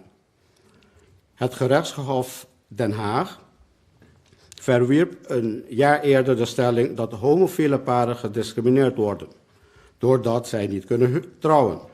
De Hoge Raad liet dat in stand en het huwelijk werd niet opengesteld.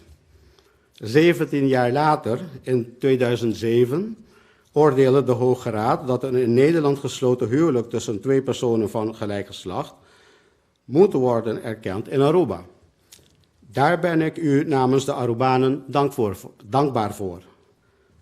Maar de Hoge Raad overwoog ook dat de landen niet gehouden zijn het huwelijk open te stellen voor paren van gelijk geslacht op grond van het concordatiebeginsel van artikel 39 van het statuut, zolang daar fundamentele verschillende opvattingen heersen omgaande de vraag of personen van hetzelfde geslacht met elkaar kunnen huwen. De Hoge Raad liet zich er niet over uit of de opvatting anno 2007 nog steeds fundamenteel verschillen. En de vraag of de Nederlandse erkenning van de gelijke berechting van homoseksuelen als fundamenteel recht repercussies heeft onder het statuut, was niet aan de orde. De arresten van 33 jaar en 16 jaar geleden zijn vandaag niet relevant. Het arrest uit 1990 is gewezen in een tijd waarin het verbod van discriminatie vanwege seksuele oriëntatie in Nederland nog niet werd erkend als grond- en mensenrecht. De Hoge Raad heeft nooit kunnen toetsen aan een grondwettelijke gelijkheidsbeginsel en was gebonden aan het politiek gemotiveerde compromis van het Hof in Straatsburg. Vandaag heeft de Hoge Raad de kans om door het Hof geboden rechtsbescherming te bekrachtigen. De staatsregelingen van Aruba en Curaçao leggen u, anders dan in Nederland, een constitutionele plicht om aan de daarin opgenomen grondrechten te toetsen. Het recht van paren van gelijk geslacht om te mogen huwen is een bestaand recht dat voortvloeit uit het gelijkheidsbeginsel. Het moet nog alleen uitgesproken te worden. Raadsheren, spreek dat recht uit. Raadsheren, sloop de bestaande muur van ongelijkheid in de landen. Dank u wel. Ik geef het woord over aan meester Myrto Murray. Dank u wel. Meneer Murray.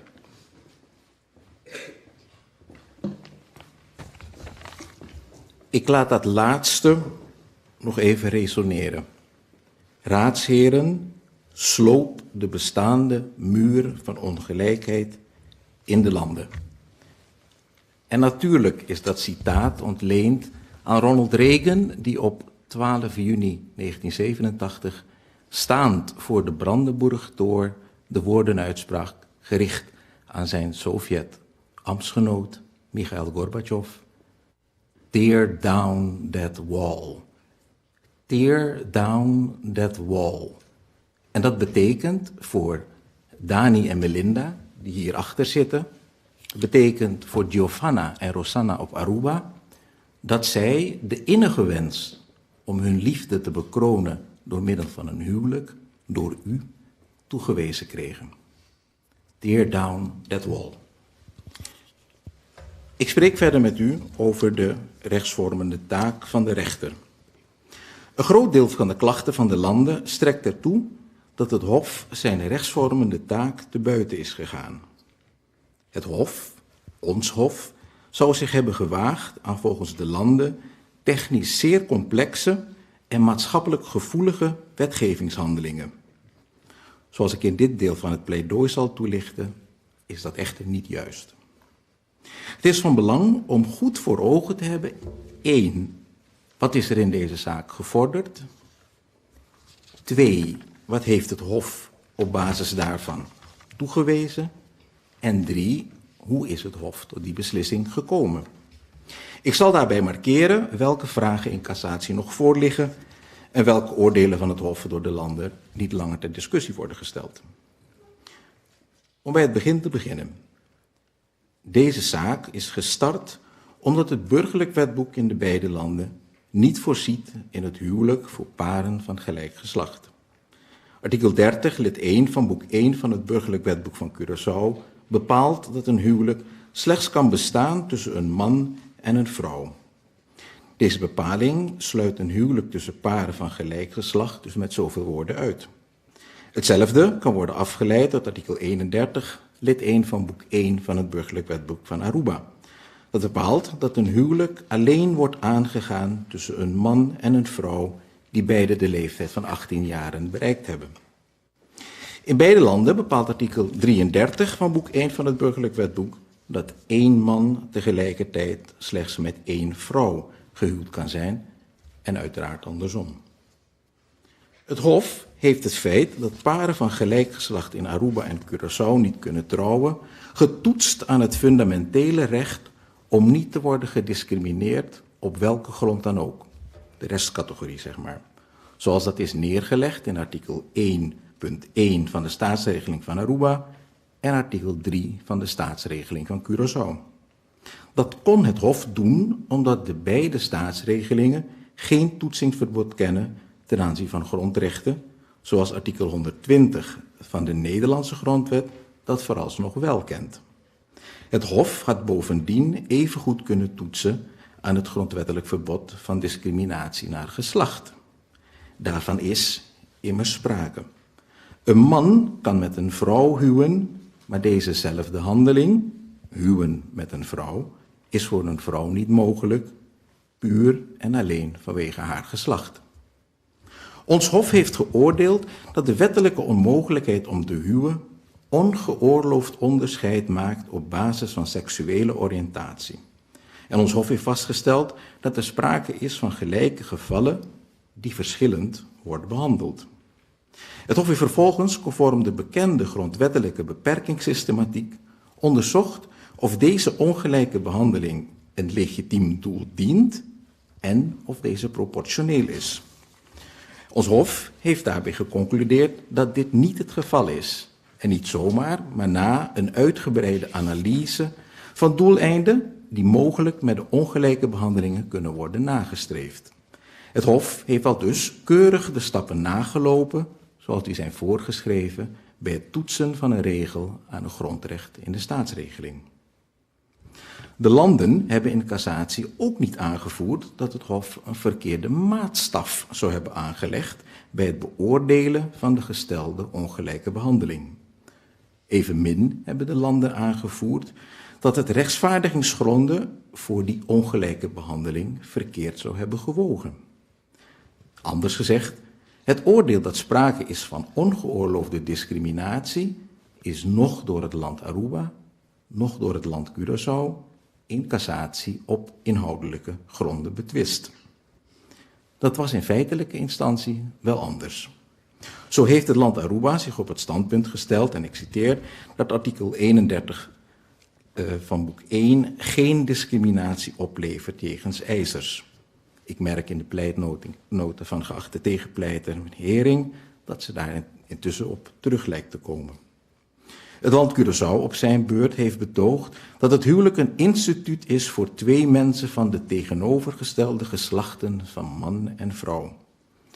Curaçao beweerde zelfs, en ik hoor daar een lichte herhaling van vandaag door meester Pietersen, dat zijn wetgeving internationaal echt niet zo uit de pas loopt, omdat homoseksualiteit in maar liefst 7 landen met de dood kan worden gestraft. Dat is een letterlijk citaat, waarbij hij zich nog haastte om op te merken dat hij uiteraard niet nastreeft dat homoseksualiteit strafbaar zou worden gesteld op Curaçao. En verder voerde het land ook in feitelijke instantie nog aan dat de openstelling van het huwelijk voor paren van gelijk geslacht, en ook vandaag weer herhaald, gelijkgesteld zou kunnen worden met het openstellen van het huwelijk, hou u vast, voor zeer jonge kinderen, trio's van biseksuelen of mensen met een pedofiele geaardheid. Deze voor de beide stichtingen die wij vertegenwoordigen, maar ook voor de 2 koppels en de gemeenschap van Curaçao, uitermate krenkende stellingen zijn in cassatie niet meer aangevoerd. Althans, dat hadden wij gehoopt, want het venijn zat in de staart en meester Peterson noemde ze weer, tot krenking van velen. Het is een open deur. Discrimineren is onrechtmatig. Evenzeer een open deur is dat de rechter dat mag vaststellen. En dat heeft een waarde. In deze zaak kan een verklaring voor recht van onrechtmatig handelen bijdragen aan gelijkberechtiging van homoseksuelen in de toekomst. Serieuze politici nemen uitspraken van de rechter serieus. En dan helemaal als dat de hoogste rechter is, want dat bent u nog steeds, ook in Curaçao, ook in Aruba. Maar aan het onrechtmatig handelen dat vandaag aan de orde is, maakt een verklaring voor recht geen einde. En het biedt geen enkele zekerheid dat de discriminatie in de nabije toekomst werkelijk zal worden beëindigd. Voor de rechter blijft het een afweging. Soms wil hij wel, maar kan het gewoon niet in staatsrechtelijke verhoudingen. Dat is meestal zo als er politieke keuzes moeten worden gemaakt of de materie ingewikkeld is en het voldoende waarschijnlijk is dat de wetgever de zaak binnen afzienbare tijd gaat regelen. Er is dan wel sprake van een rechtstekort, maar de rechter voorziet daar niet in, of nog niet in. Want het komt ook voor dat de rechter wel doorpakt als de wetgever structureel in gebreke blijft. Hoe is het Hof met deze vraag omgegaan, die uiteraard ook op haar bord ter beantwoording voorlag? De beide staatsregelingen bepalen dat een wettelijke bepaling geen toepassing vindt als die in strijd is met fundamentele grondrechten, zoals het discriminatieverbod. Maar in deze zaak is het louter buiten toepassing laten van de discriminatoren huwelijksbepalingen onvoldoend. Het buiten toepassing laten van bepalingen uit boek 1 van het burgerlijk wetboek van de beide landen zou in deze zaak resulteren in het afschaffen of lamleggen van het voorschrift dat trouwen in beginsel slechts mogelijk is voor personen van 18 jaar en ouder en bovendien slechts met 1 iemand tegelijk. En daar gaat het natuurlijk niet om. Ons Hof heeft effectieve rechtsbescherming geboden door voor recht te verklaren dat paren van gelijk geslacht in Aruba en in Curaçao kunnen trouwen. Het Hof heeft daarbij verduidelijkt dat de betreffende wetsbepalingen, artikel 31 en 33 van boek 1 in Aruba en artikel 33 in Curaçao, op zich blijven gelden. Zij het dat zij niet langer zullen spreken van een man en een vrouw, maar seksenneutraal van personen. Dit berust op de werking of doorwerking van het gelijkheidsbeginsel en het discriminatieverbod in de beide staatsregelingen. Het Hof heeft dus niet boek 1 herschreven, maar duidelijk gemaakt welke rechtsgevolgen voortvloeien uit de staatsregelingen. Aruba en Curaçao vinden dat het Hof hiermee te ver gegaan is, omdat het de grenzen van zijn rechtsvormende taak binnen de trias politica heeft miskend. Dat echter een rechter, wanneer de omstandigheden zich daarvoor lenen, een door het buiten toepassing laten van een regel ontstaande leemte zelf kan opvullen, lijken de landen op zich niet te betwisten. Dit heeft uw raad bijvoorbeeld bevestigd in een eerder geval betreffende de schending. Mijn tekst even mis, van het discriminatieverbod uit de staatsregeling van Aruba, zoals ook hier aan de orde is. Uw raad is eerder ook zelf overgegaan tot het opvullen van door het buiten toepassing verlaten van wettelijke regels ontstaande leemtes. Dat is bijvoorbeeld gebeurd bij de schending van algemeen verbindende verdragsbepalingen, ik verwijs naar artikel 94 van de Grondwet, en bij de toetsing van lagere regelgeving aan algemene rechtsbeginselen. Het uitgangspunt dat de rechter bij het buiten toepassing laten van discriminatoren bepalingen de ontstaande leemte zelfs kan, en in beginsel ook moet opvullen, wordt, behalve lokaal, ook internationaal breed erkend. Zo volgt dit allereerst uit vaste rechtspraak van het Europese Hof van Justitie. In een recente uitspraak over discriminatie op grond van geslacht overweegt dit Hof dat wanneer sprake is van discriminatie en er nog geen maatregelen zijn genomen om de gelijke behandeling te herstellen, citeer ik, de eerbiediging van het gelijkheidsbeginsel alleen kan worden verzekerd door de leden van de benadeelde groep de voordelen toe te kennen die de leden van de bevoordeelde groep genieten. Vervolgens overweegt hetzelfde Hof dat de rechter in een dergelijk geval elke discriminerende nationale bepaling buiten toepassing moet laten, zonder dat hij de opheffing ervan door de wetgever heeft af te wachten. En dat de rechter op de leden van de benadeelde groep dezelfde regeling moet toepassen als op de leden van de andere groep. Ook verschillende andere hoogste rechtscolleges onderkennen dat wanneer fundamentele rechten in het geding zijn, actie van de wetgever niet kan worden afgewacht.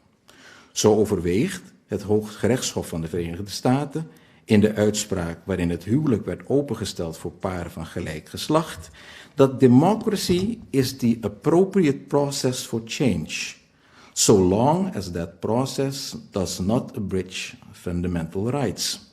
En in het verlengde daarvan, that individuals need not await legislative action before asserting a fundamental right. Vervolgens overweegt het Hooggerechtshof dat the idea of the Constitution was to withdraw certain subjects from the vicissitudes of political controversy, to place them beyond the reach of majorities and officials, and to establish them as legal principles to be applied by the courts. Recent onderkende het Constitutionele Hof van Slovenië dat onmiddellijk rechterlijk ingrijpen nodig is om de schending van mensenrechten van paren van het gelijk geslacht op te heffen. In de uitspraak waarin het Constitutionele Hof de Sloveense wetgever opdroeg om het huwelijk in Slovenië binnen 6 maanden open te stellen, overwoog het Hof dat until the unconstitutionality is remedied, marriage shall be deemed to be a union between two persons. And it's not men and women. Daarmee stelde de rechter het huwelijk dus ook meteen zelf open. Er waren paren van gelijk geslacht niet afhankelijk van de wetgever voor het opheffen van hun mensenrechten schendingen. Het Constitutionele Hof neemt die aanvullende maatregel in order to prevent further violation of human rights until the established unconstitutionality is remedied. Mede op grond van vergelijkbare redeneringen hebben ook rechters in bijvoorbeeld Ecuador en Brazilië, u bekend een zeer religieus land waar wel meer dan 72% van de bevolking Rooms-Katholiek is, zoals ons herinnerd werd door de advocaten van het land, ook het huwelijk opengesteld voor paren van het gelijk geslacht. Nu gaat het vandaag uiteraard niet over het unierecht of over buitenlands recht.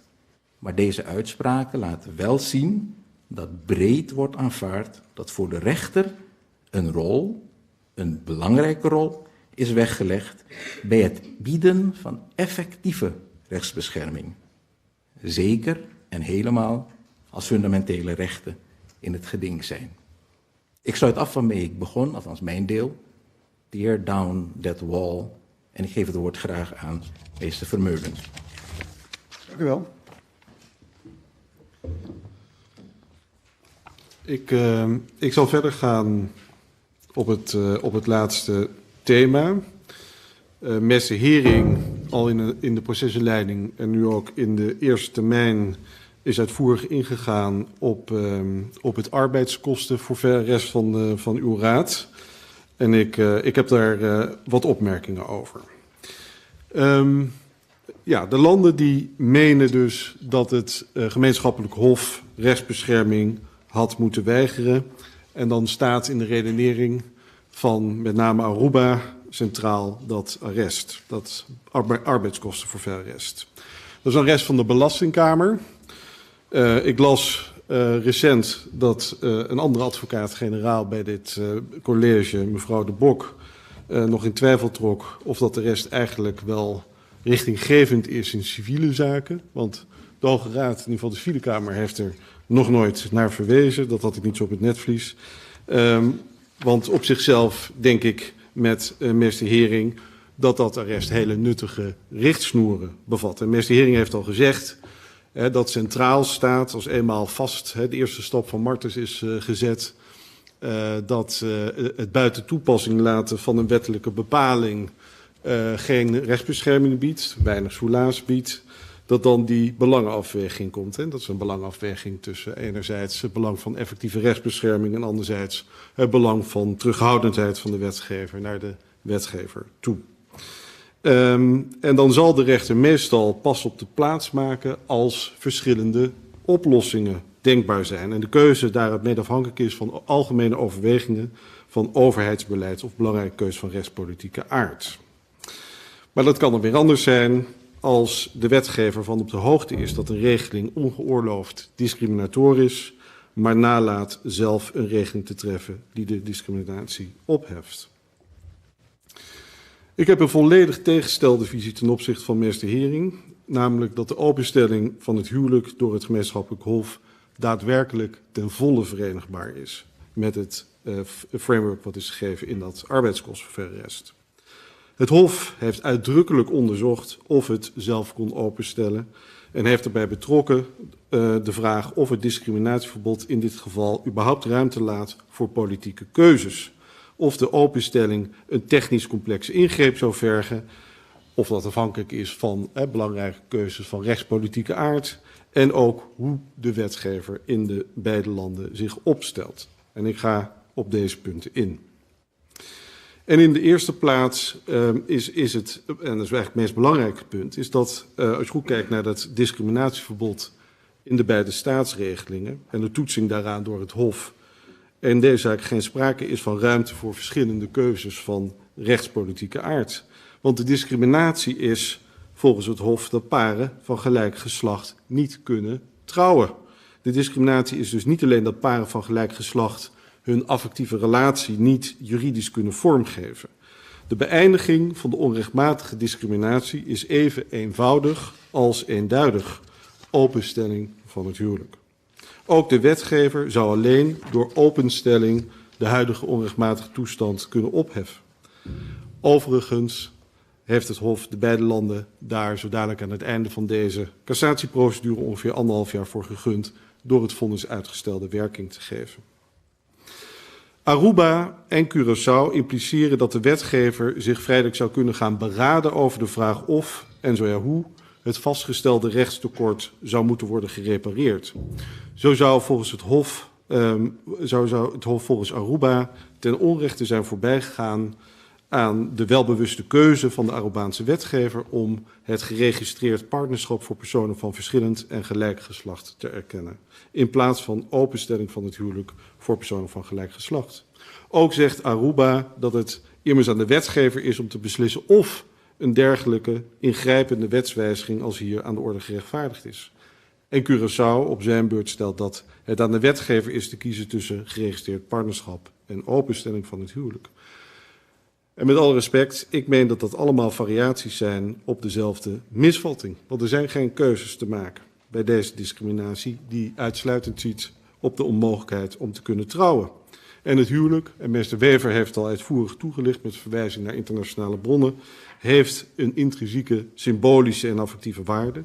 En de feitelijke en juridische gevolgen van het huwelijk zijn niet gelijk aan alternatieve constructies die in feite een separate but equal doctrine bestendigen. Tweede punt. De complexiteit van de ingreep. Het Hof heeft het huwelijk opengesteld voor paren van gelijk geslacht en daarnaast verduidelijkt dat de artikelen 31 op Aruba en 33 in de beide landen van boek 1 zo moeten worden gelezen dat deze niet zien op een man en vrouw, maar op personen. Het Hof heeft niet meer of minder beslist. Het Hof kon namelijk terugvallen op de rechtsgevolgen van het huwelijk zoals die al in de wet geregeld zijn. En dat was ook de situatie bij de openstelling van het huwelijk in Nederland.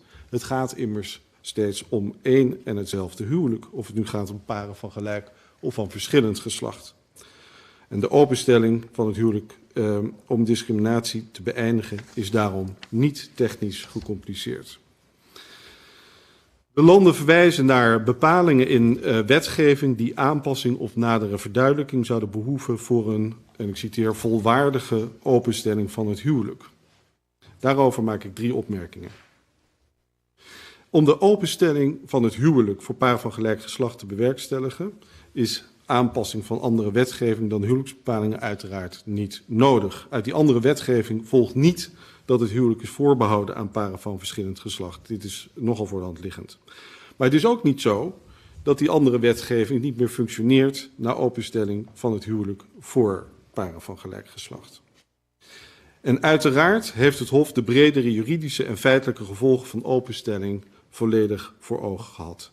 En om die gevolgen gaat het wel degelijk ook in deze zaak. Er zijn net al een paar voorbeelden gegeven door meester Wever. En het Hof heeft alleen adoptie nadrukkelijk uitgezonderd, omdat dit een instituut is dat aparte aandacht verdient en in Nederland ook afzonderlijk wettelijk is geregeld. Voor vrijwel alle andere wettelijke bepalingen is niet vol te houden dat een aanpassing technisch ingewikkeld is of belangrijke keuzes van rechtspolitieke aard vergt. De openstelling zal dus in de praktijk betekenen dat andere wettelijke bepalingen eveneens conform de staatsregelingen zullen moeten worden uitgelegd en toegepast. Formeel, onder de streep, heeft het Hof daar echter niets over beslist. Materieel is dat wel wat er zal moeten gaan gebeuren. En een nadere blik op de door de landen opgesomde bezwaren en de lange lijst van meester Hering aan het einde van de procesinleiding leert dat praktische bezwaren worden gezocht die er eigenlijk meestal niet zijn. Zo wijst Aruba bijvoorbeeld op de landsverordening voorzieningen gewezen politieke ambtsdragers en hun nabestaanden. En stelt dat de definitie van weduwe aanpassing behoeft.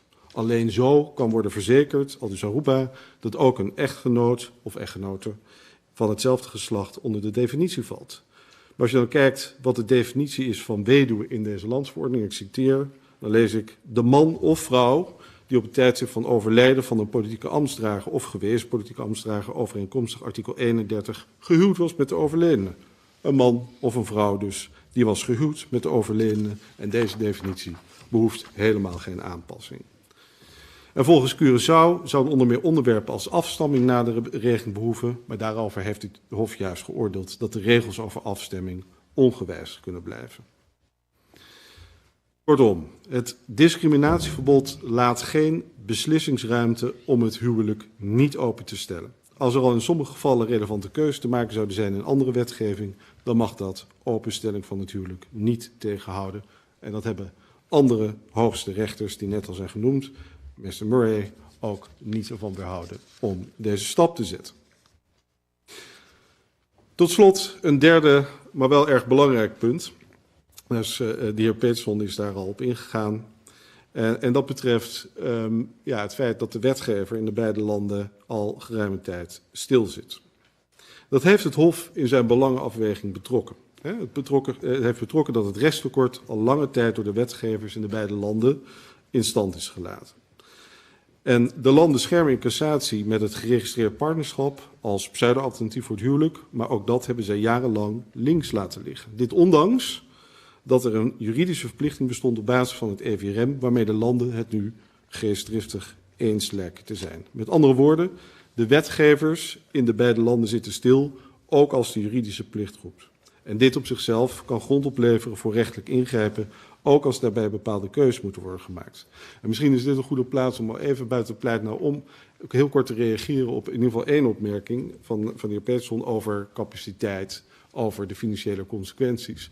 Kijk, als eenmaal vaststaat, en dat heeft het Hof hier vastgesteld, hè, dat er sprake is van gelijke gevallen en dat er geen rechtvaardiging is voor het maken van onderscheid door dat huwelijk niet open te stellen. En de enige klacht eigenlijk in ieder geval in de procesinleidingen, er is een hele hoop gezegd wat naar buiten gaat, die is eigenlijk van ja, het is misschien wel zo, we laten het in het midden, maar de rechter mag er niks over zeggen. Ja, dan is toch een hele belangrijke constatering, vind ik, dat als de wetgever dan vervolgens die bal niet oppakt en tot regulering overgaat, ja, dat op een gegeven moment, zoals het Hof ook heeft geanalyseerd, ja, de rechter wel echt aan zet is om die toetsing te verrichten. Ik ga terug naar de pleitnota. En dat is bij nummertje 50. Kijk, het perspectief van het Hof, want dat is ook wel een punt om je in te verplaatsen, is ja, dat er in feitelijke instantie uitvoerig is toegelicht. Ja, dit speelt echt al vele jaren in de beide landen. In beide landen is er nog nooit een voornemen geweest om die onrechtmatige toestand op te heffen. En ja, dan vervolgens worden de stellingen aangevoerd van deels nog eens blijk gegeven in de eerste termijn zijdens Curaçao. Die er echt op duiden dat er inderdaad geen enkele indicatie is om op korte termijn of op aanzienbare termijn over te gaan tot openstelling door middel van wetgeving. Ja, en dan moet op een gegeven moment de rechter die stap kunnen zetten. Want ook op dit moment, en meneer Peterson heeft het eigenlijk al nader toegelicht voor Curaçao, bestaat er geen voornemen om dat te doen. En dat is cruciaal. Want het ligt voor de hand dat als bijvoorbeeld Aruba bevestigt in de procesinleiding dat er thans geen voornemen van de Arubaanse wetgever bestaat om het huwelijk open te stellen voor personen van gelijk geslacht, ja, dat dan het Hof daar rekening mee houdt in het kader van het arbeidskostenforfait en daarmee de consequenties aan verbindt. En ook nadat de beide vonnissen zijn gewezen, is door de beide zittende minister-presidenten nog aangegeven dat op dit moment niet voldoende ruimte wordt gezien om het huwelijk voor partners van gelijk geslacht open te stellen. En nou, het is al kort genoemd, het initiatiefvoorstel uit 2019 in Curaçao, dat is nooit in stemming gebracht en ligt al jaren stil. En het vonnis heeft er ook geen verandering in gebracht. Integendeel, er is een initiatiefwetsvoorstel ingediend door de oppositiepartij om eigenlijk de onrechtmatige toestand zoals die nu is te bestendigen door de staatsregeling daarop aan te passen. Dus hier is een situatie waarin de rechter, het Hof, in de beide landen is geconfronteerd met het vooruitzicht dat er geen enkele wijziging gaat optreden. Wel is er nu een initiatiefwetsvoorstel in Aruba aanhangig, maar ook daarvan is het lot op dit moment volkomen onzeker. Van de wetgever moeten paren van gelijk geslacht het dus al heel lang niet hebben. En ook dit levert constitutionele legitimatie op voor rechtelijk ingrijpen. Ik rond af. Er is alle aanleiding om de openstelling van het huwelijk te bekrachtigen. In cassatie is de onbestreden onrechtmatige discriminatie een gegeven. Daar is geen klachten over aangevoerd. Enige klachten die zijn aangevoerd, die zien op het punt dat de rechter er niks over zou mogen zeggen. Maar de eindbeslissing van het Hof die dat vaststellen, die zijn op zichzelf niet inhoudelijk bestreden. Een verklaring voor recht dat niet openstelling van het huwelijk voor paren van gelijk geslacht onrechtmatig is niet genoeg. Dat heeft meester Murray heeft dat uitvoerig toegelicht, omdat een dergelijke verklaring geen effectieve rechtsbescherming biedt aan de personen die daar recht op hebben en die deze bescherming in de beide landen ook hard nodig hebben. Bovendien is de betekenis van deze zaak niet beperkt tot Aruba en Curaçao. De Hoge Raad zou, net als eerder het Amerikaanse Hoge Rechtshof en andere hoogste rechters, internationaal een krachtig signaal geven door het vonnis van het Gemeenschappelijk Hof van Justitie te onderschrijven. Dank u wel. Dank u wel, meneer Vermeulen. 3:15 is het geweest. Normaliter zou ik nu meteen gelegenheid geven voor mondelinge re en dupliek. Maar ik wil even iets alternatiefs voorstellen, want ik voorzie een beetje dat we dan in kort bestek nog weer een volgende herhaling van zetten krijgen. En u kunt het schriftelijk ook allemaal nog een keertje in uw schriftelijke redenpubliek opmerken. Dus eigenlijk wilde ik voorstellen dat we eerst eens inventariseren of er aan deze kant van de tafel nog prangende vragen leven. Die kunt u dan beantwoorden en dan is daarmee misschien het laatste zuchtje onzekerheid wel weggenomen. En dan begin ik dus bij de procureur-generaal met de vraag of hij in dit stadium vragen heeft. Ja, graag, meneer de voorzitter. Ja, dank u wel. Ik begin met een vraag aan de heren Hering en Van Weerde. Om te beginnen, denk ik, meneer Hering. U heeft net meneer Vermeulen horen zeggen dat het oordeel van het Hof, dat de niet-openstelling van personen met gelijk geslacht, dat discriminatie oplevert, dus niet toelaatbaar is. Dat niet wordt bestreden in de middelen van Aruba en Curaçao, dat oordeel van het Hof.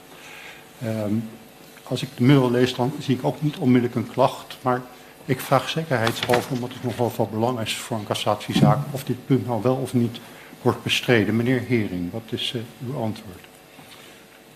Nee, dat punt wordt op zichzelf niet bestreden. Ik wil aandacht vragen voor de beperkte mogelijkheid van de constitutionele toetsing, ex-artikel 122 van de staatsregeling. Kunt u zich beperken gewoon tot de vraag? Ja. Uw antwoord is duidelijk, dank u wel. Meneer Van Weerde.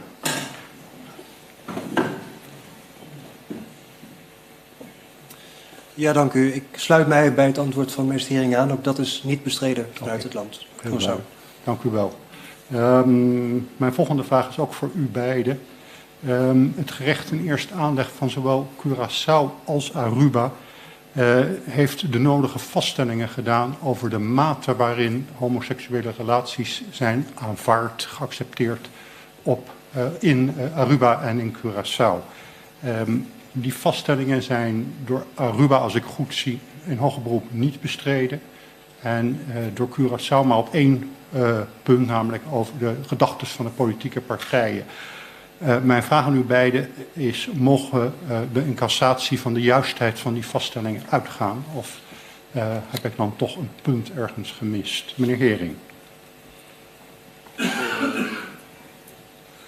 U kunt er volgens mij van uitgaan. Oké, dank u wel. Meneer Van Weerde? Ja, dat is ook wat mij betreft het geval. Oké, prima, heel duidelijk. Het laatste vraag die ik heb, die is een beetje in de marge van de zaak, maar het is een punt dat ik bij de voorbereiding tegenkwam, waar ik het antwoord niet heb kunnen vinden in het dossier. In 2007, het is genoemd, heeft de Hoge Raad beslist dat het Nederlandse homohuwelijk in Aruba en Curaçao moet worden erkend op grond van artikel 41 van het statuut, artikel 40 van het statuut. Ik begrijp dat Curaçao en Aruba zich hier allebei aan houden. Mijn vraag is, geldt dat nu ook voor het huwelijksvermogensrecht, het belastingrecht, dus voor alle rechtsgevolgen van het huwelijk? En daarmee bedoel ik, als mensen in Nederland zijn getrouwd, en ik begrijp dat dat kan op Bonaire, dan begrijp ik dat het huwelijk wordt ingeschreven in de eilanden, maar heeft dat dan ook de gewone rechtsgevolgen die dat zou moeten hebben volgens het internationaal privaatrecht, in dit geval internationaal regionaal recht? Ik zie de advocaten van Aruba en Curaçao al knikken, dat is niet zo. Het bericht dat ik tegenkwam hield dat ook in, dus dat is niet zo, begrijp ik. En meneer Hering en meneer Van Weerde, heeft u daar een reactie op? Of meneer Pietersen? Als ik even mag, in ieder geval bijvoorbeeld het erfrecht van het kind van een van de ouders binnen het huwelijk van het gelijke geslacht. Is een punt wat de aandacht vindt. Ja, dat begrijp ik. Maar u spreekt niet tegen wat uw collega's net aangeven, dat het op zichzelf niet wordt doorgetrokken in de rechtsgevolgen, die erkenning. Je zult dat moeten regelen. Want het kind zal alleen van de echte ouder erven en niet van de echte... Maar het gaat mij dan om of in rechten de huwelijksrelatie die moet worden erkend op grond van artikel 40 van het statuut. Als mensen in Nederland zijn getrouwd, personen van hetzelfde geslacht, of dan ook daar de gewone huwelijksvermogensrechtelijke gevolgen aan worden verbonden, die voortvloeien uit de regels van het interregionaal privaatrecht moet. Zo zeg ik het correct. Nee, ik heb het dan weer niet over het vermogensrecht, huwelijksvermogensrecht. Ik heb het over het erfrecht. En dat is iets wat bestaat een discrepantie tussen de kennelijke Nederlandse regeling en wat er in de landen Maar geldt. dan hebben we het over het afstammingsrecht. Ik vroeg nu Precies. puur, had ik het over de gevolgen van het huwelijk. Er staat op allerlei plaatsen in de wetgeving van Aruba en Curaçao dat mensen die getrouwd zijn bepaalde andere rechten hebben dan mensen die niet getrouwd zijn. Ja. Mijn vraag is, worden die bepalingen allemaal nageleefd ten aanzien van mensen die in Nederland, personen van hetzelfde geslacht die in Nederland zijn getrouwd? En uw collega's hier van uit Curaçao en Aruba zeggen dat dat niet zo is. Ja, nou dat betreft de complexiteit van de zaak. Dat is niet iets wat we... Ja, nee, dat begrijp ik dat het standpunt is. Maar ik heb gewoon een puur feitelijke vraag, gebeurt het of gebeurt het niet? En ik begrijp eigenlijk al uit het antwoord u zegt dat inderdaad niet gebeurt. Precies. Dank u wel. Dat waren voorlopig Dat waren mijn vragen. vragen voor dit moment. Ja, ik kijk even rechts van mij. Mijn collega's hier op dit moment vragen. Links van mij ook niet.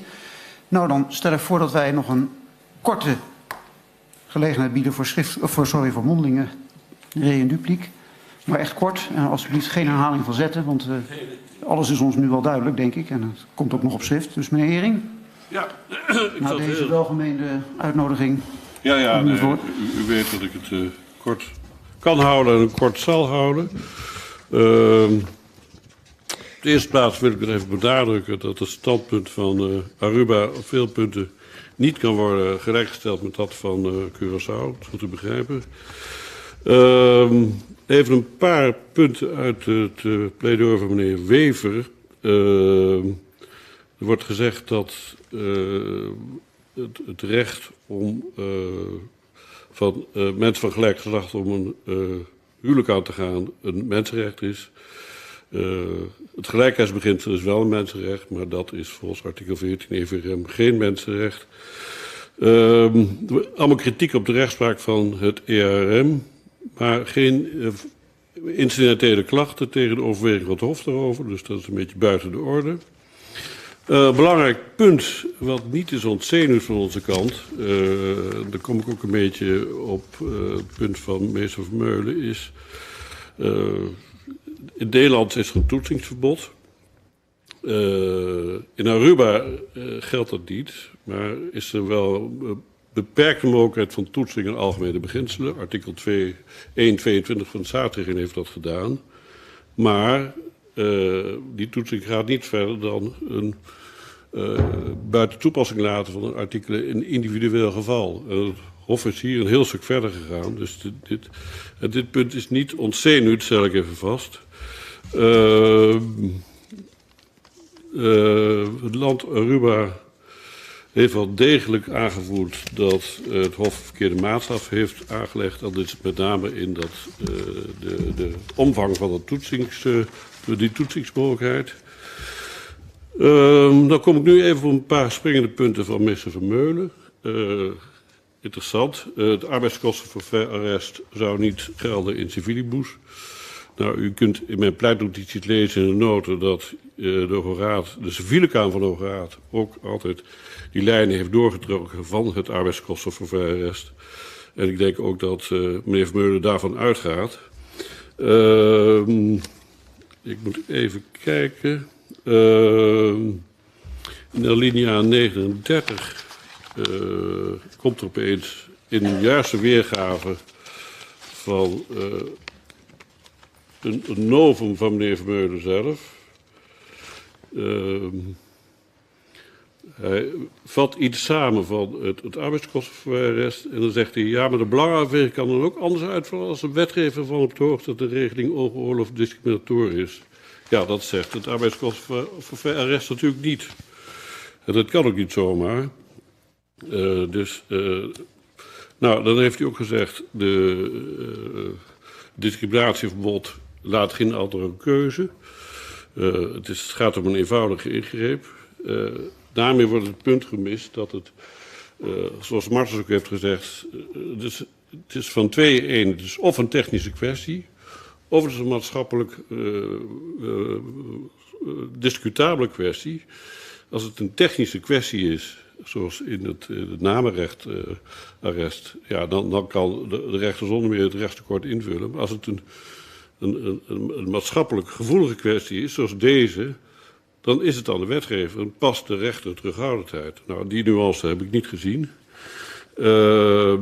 Wat betreft de eenvoud van de wetgevende ingrepen doet meneer Vermeulen met alle respect een beetje aan cherrypicking.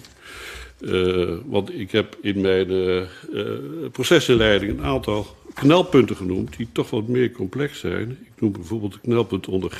Dus zo eenvoudig is de aanpassing van de wetgeving nou ook weer niet.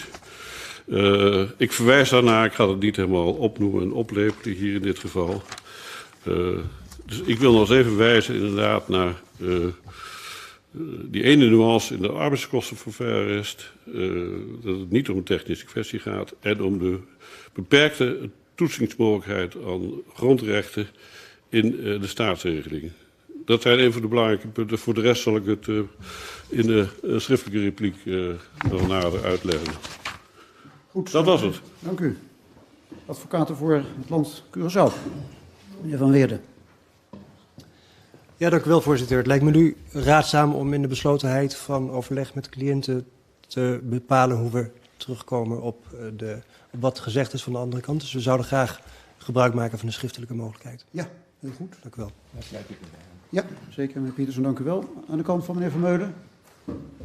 Ja, ik zou nog wel iets willen zeggen, als dat mag, inderdaad. Zeker. Nou, eerst maar reagerend op het punt van meester Hering. Kijk, volgens Aruba is er dus wel beslissingsruimte. Het is maatschappelijk gevoelig, maar ja, het zijn meer dingen maatschappelijk gevoelig. SGP was maatschappelijk gevoelig. Urgenda was zeker ook maatschappelijk gevoelig. Dus gevoeligheid alleen, ja, dat is niet erg relevant. Het gaat om de vraag, ja, is er echt een belangenafweging te verrichten? En op het moment, en dan haak ik aan bij de eerste vraag van de advocaat-generaal, op het moment dat in cassatie vaststaat dat er sprake is van gelijke gevallen die ongelijk worden behandeld, en dan komt het, waarvoor geen rechtvaardiging bestaat. Kijk, daar zit potentieel de belangenafweging, op dat niveau. Maar op het moment dat wordt vastgesteld dat er sprake is van discriminatie, discriminatie is onrechtmatig, dan ligt de vraag voor, moet de rechter dan die onrechtmatige toestand beëindigen? Ja, en dan keer ik terug bij Urgenda, waar de Hoge Raad zeer fraai aan het einde heeft opgeschreven hoe het dan zit. Ja, en dan is een fundamentele regel van de rechtsstaat, dat als het gaat om een vordering tot nakoming, dat de rechter ook als het gaat om vorderingen tegen de overheid thuisgeeft en tot nakomen beveelt. En als het dan gaat om een politieke of een vraag met een politieke dimensie, of die kan interfereren met politieke besluitvorming, zelfs dan zijn er 2 uitzonderingen. De verklaring voor recht, die het Hof heeft gegeven, is de eerste uitzondering. En de andere uitzondering, ja, die ziet erop dat een wettelijke bepaling buiten toepassing wordt gelaten. En wat hier gebeurt, zit heel dicht aan natuurlijk wel tegen buiten toepassing laten van 2 beperkingen in de beide burgerlijke wetboeken van de landen. En dan is het een stap, maar niet een extreem grote stap, om vandaar te komen tot openstelling. En dat heeft het Hof gedaan door een verklaring voor recht te geven. Dus ook kijkend naar een van de meest recente arresten over de verhouding tussen recht en politiek, dan is wat het Hof, gemeenschappelijk Hof heeft gedaan, niet opzienbarend. En is eigenlijk met het niet bestrijden van die tweede stap, namelijk het ontbreken van een objectieve rechtvaardiging voor discriminatie, een heel groot deel van de belangenafweging allang achter de rug. En dan blijft eigenlijk over, ja, maar het is toch, er is toch de dictatuur van de democratie, is de dictatuur van de meerderheid. Nou, meester Wever en meester Murray, die hebben, denk ik, met verve uitgelegd hoe daar internationaal over wordt gedacht. Hoe ook het Europees Hof voor de Rechten van de Mens intern verdeeld is daarover. Hoe inconsistent dat Hof ook is in zijn rechtspraak. Wij doen inderdaad niet een beroep op het RM. Het is een fait accompli dat als het RM een bepaalde uitleg heeft gegeven dat de Nederlandse rechter niet verder kan gaan, NV Staat en andere uitspraken. Maar het illustreert wel dat het denken hierover sterk in ontwikkeling is. En dat als er wel kan worden getoetst, constitutioneel worden getoetst, dat de rechter dat ook behoort te doen. Nou, en om daarmee te besluiten, dan geef ik nog kort het woord aan mijn medepleiters.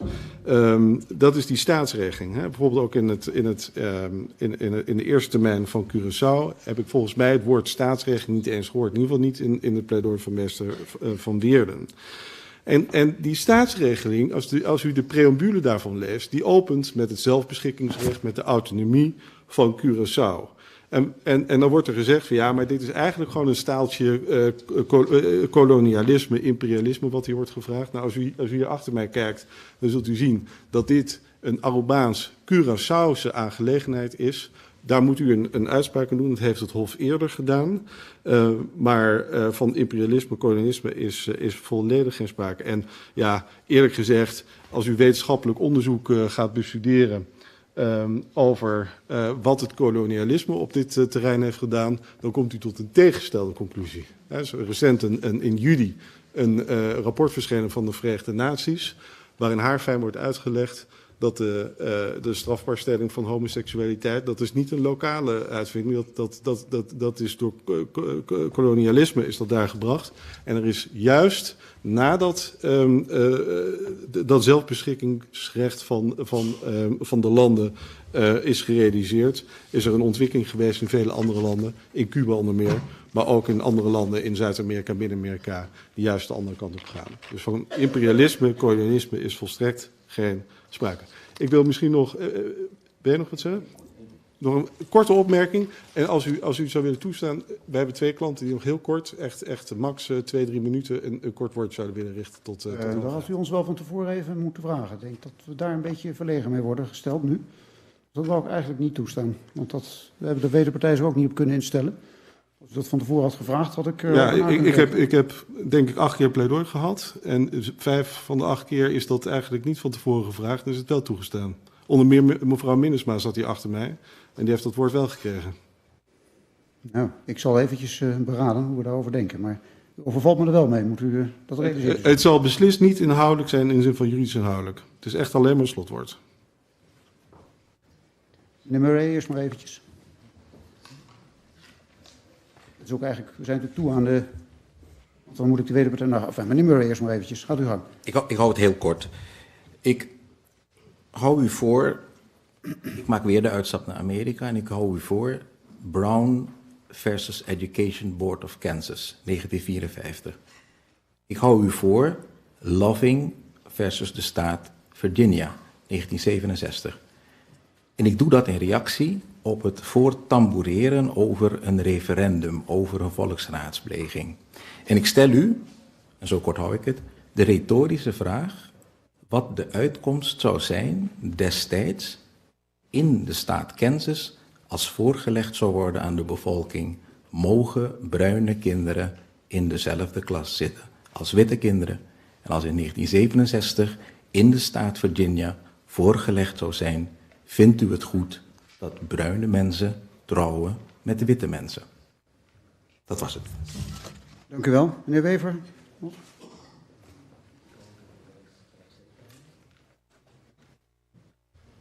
Nee? Richt u me even tot de advocaten van, heeft u bezwaar tegen als wij nog een persoonlijk slotwoord van belanghebbenden toelaten? U heeft zich daar ook niet op voorbereid. Nee, ja, het ligt er een beetje aan. Als ik daar nog een korte reactie op mag geven. Nou, dat zullen we dan zien. Ik heb geen zin in een voortgezet debat. Ja, het is een beetje in strijd met de wederhoor. Goed, dan sta ik het voorlopig toe. Maar ik grijp in als ik vind dat het te veel buiten de oevers gaat van deze zaak. Gaat uw gang.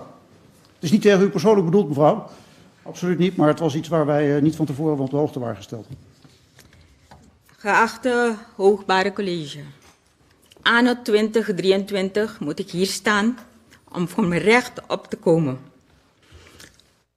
Om te kunnen trouwen met de persoon die ik wil.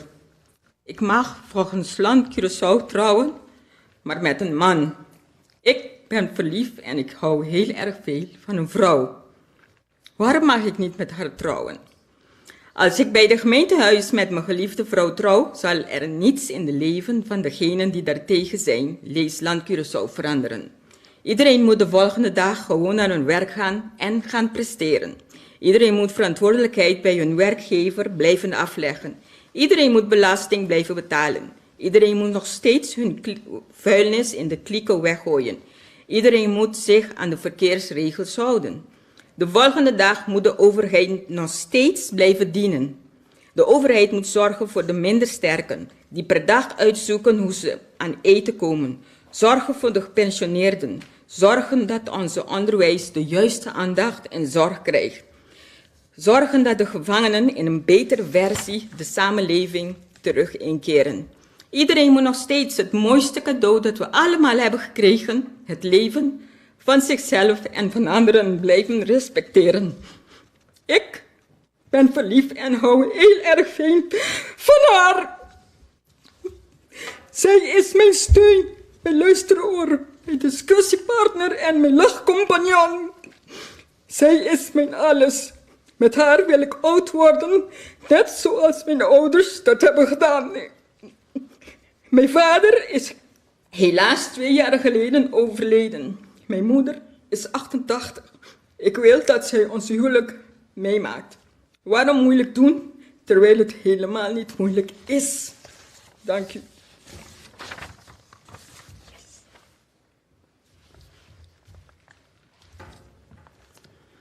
Edel Hoogbare College.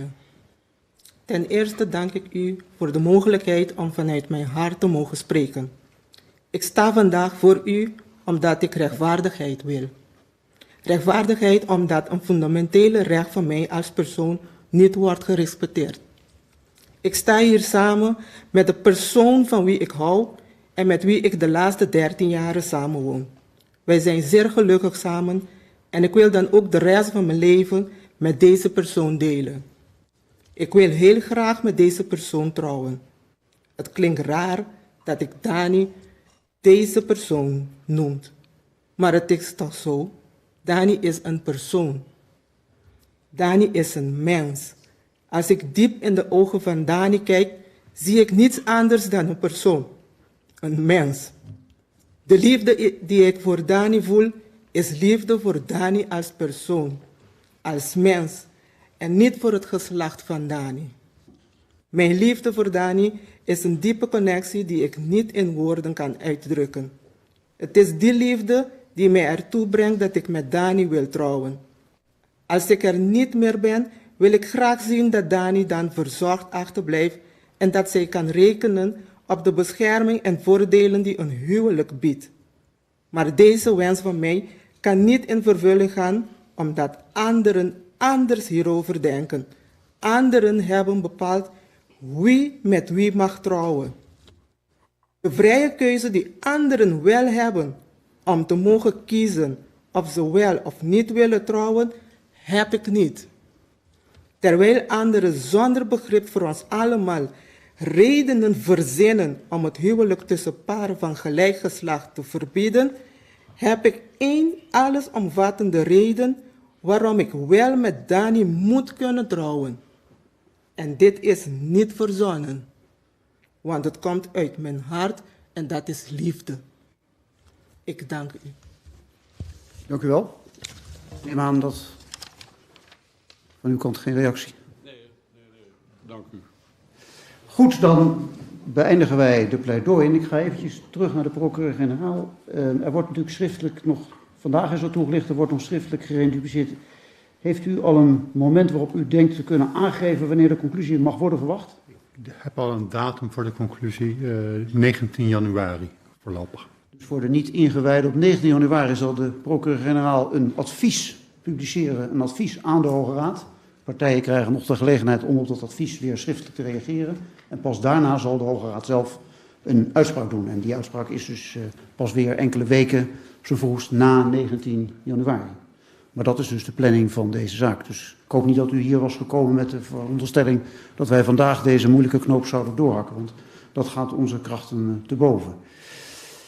Ik dank allen voor uw komst hier aanwezig. Wij zijn getuigen geweest van een zeer complexe materie die veel mensen in Curaçao en Aruba bezighoudt. Dat is ons duidelijk geworden vandaag, zowel juridisch als uit menselijk oogpunt.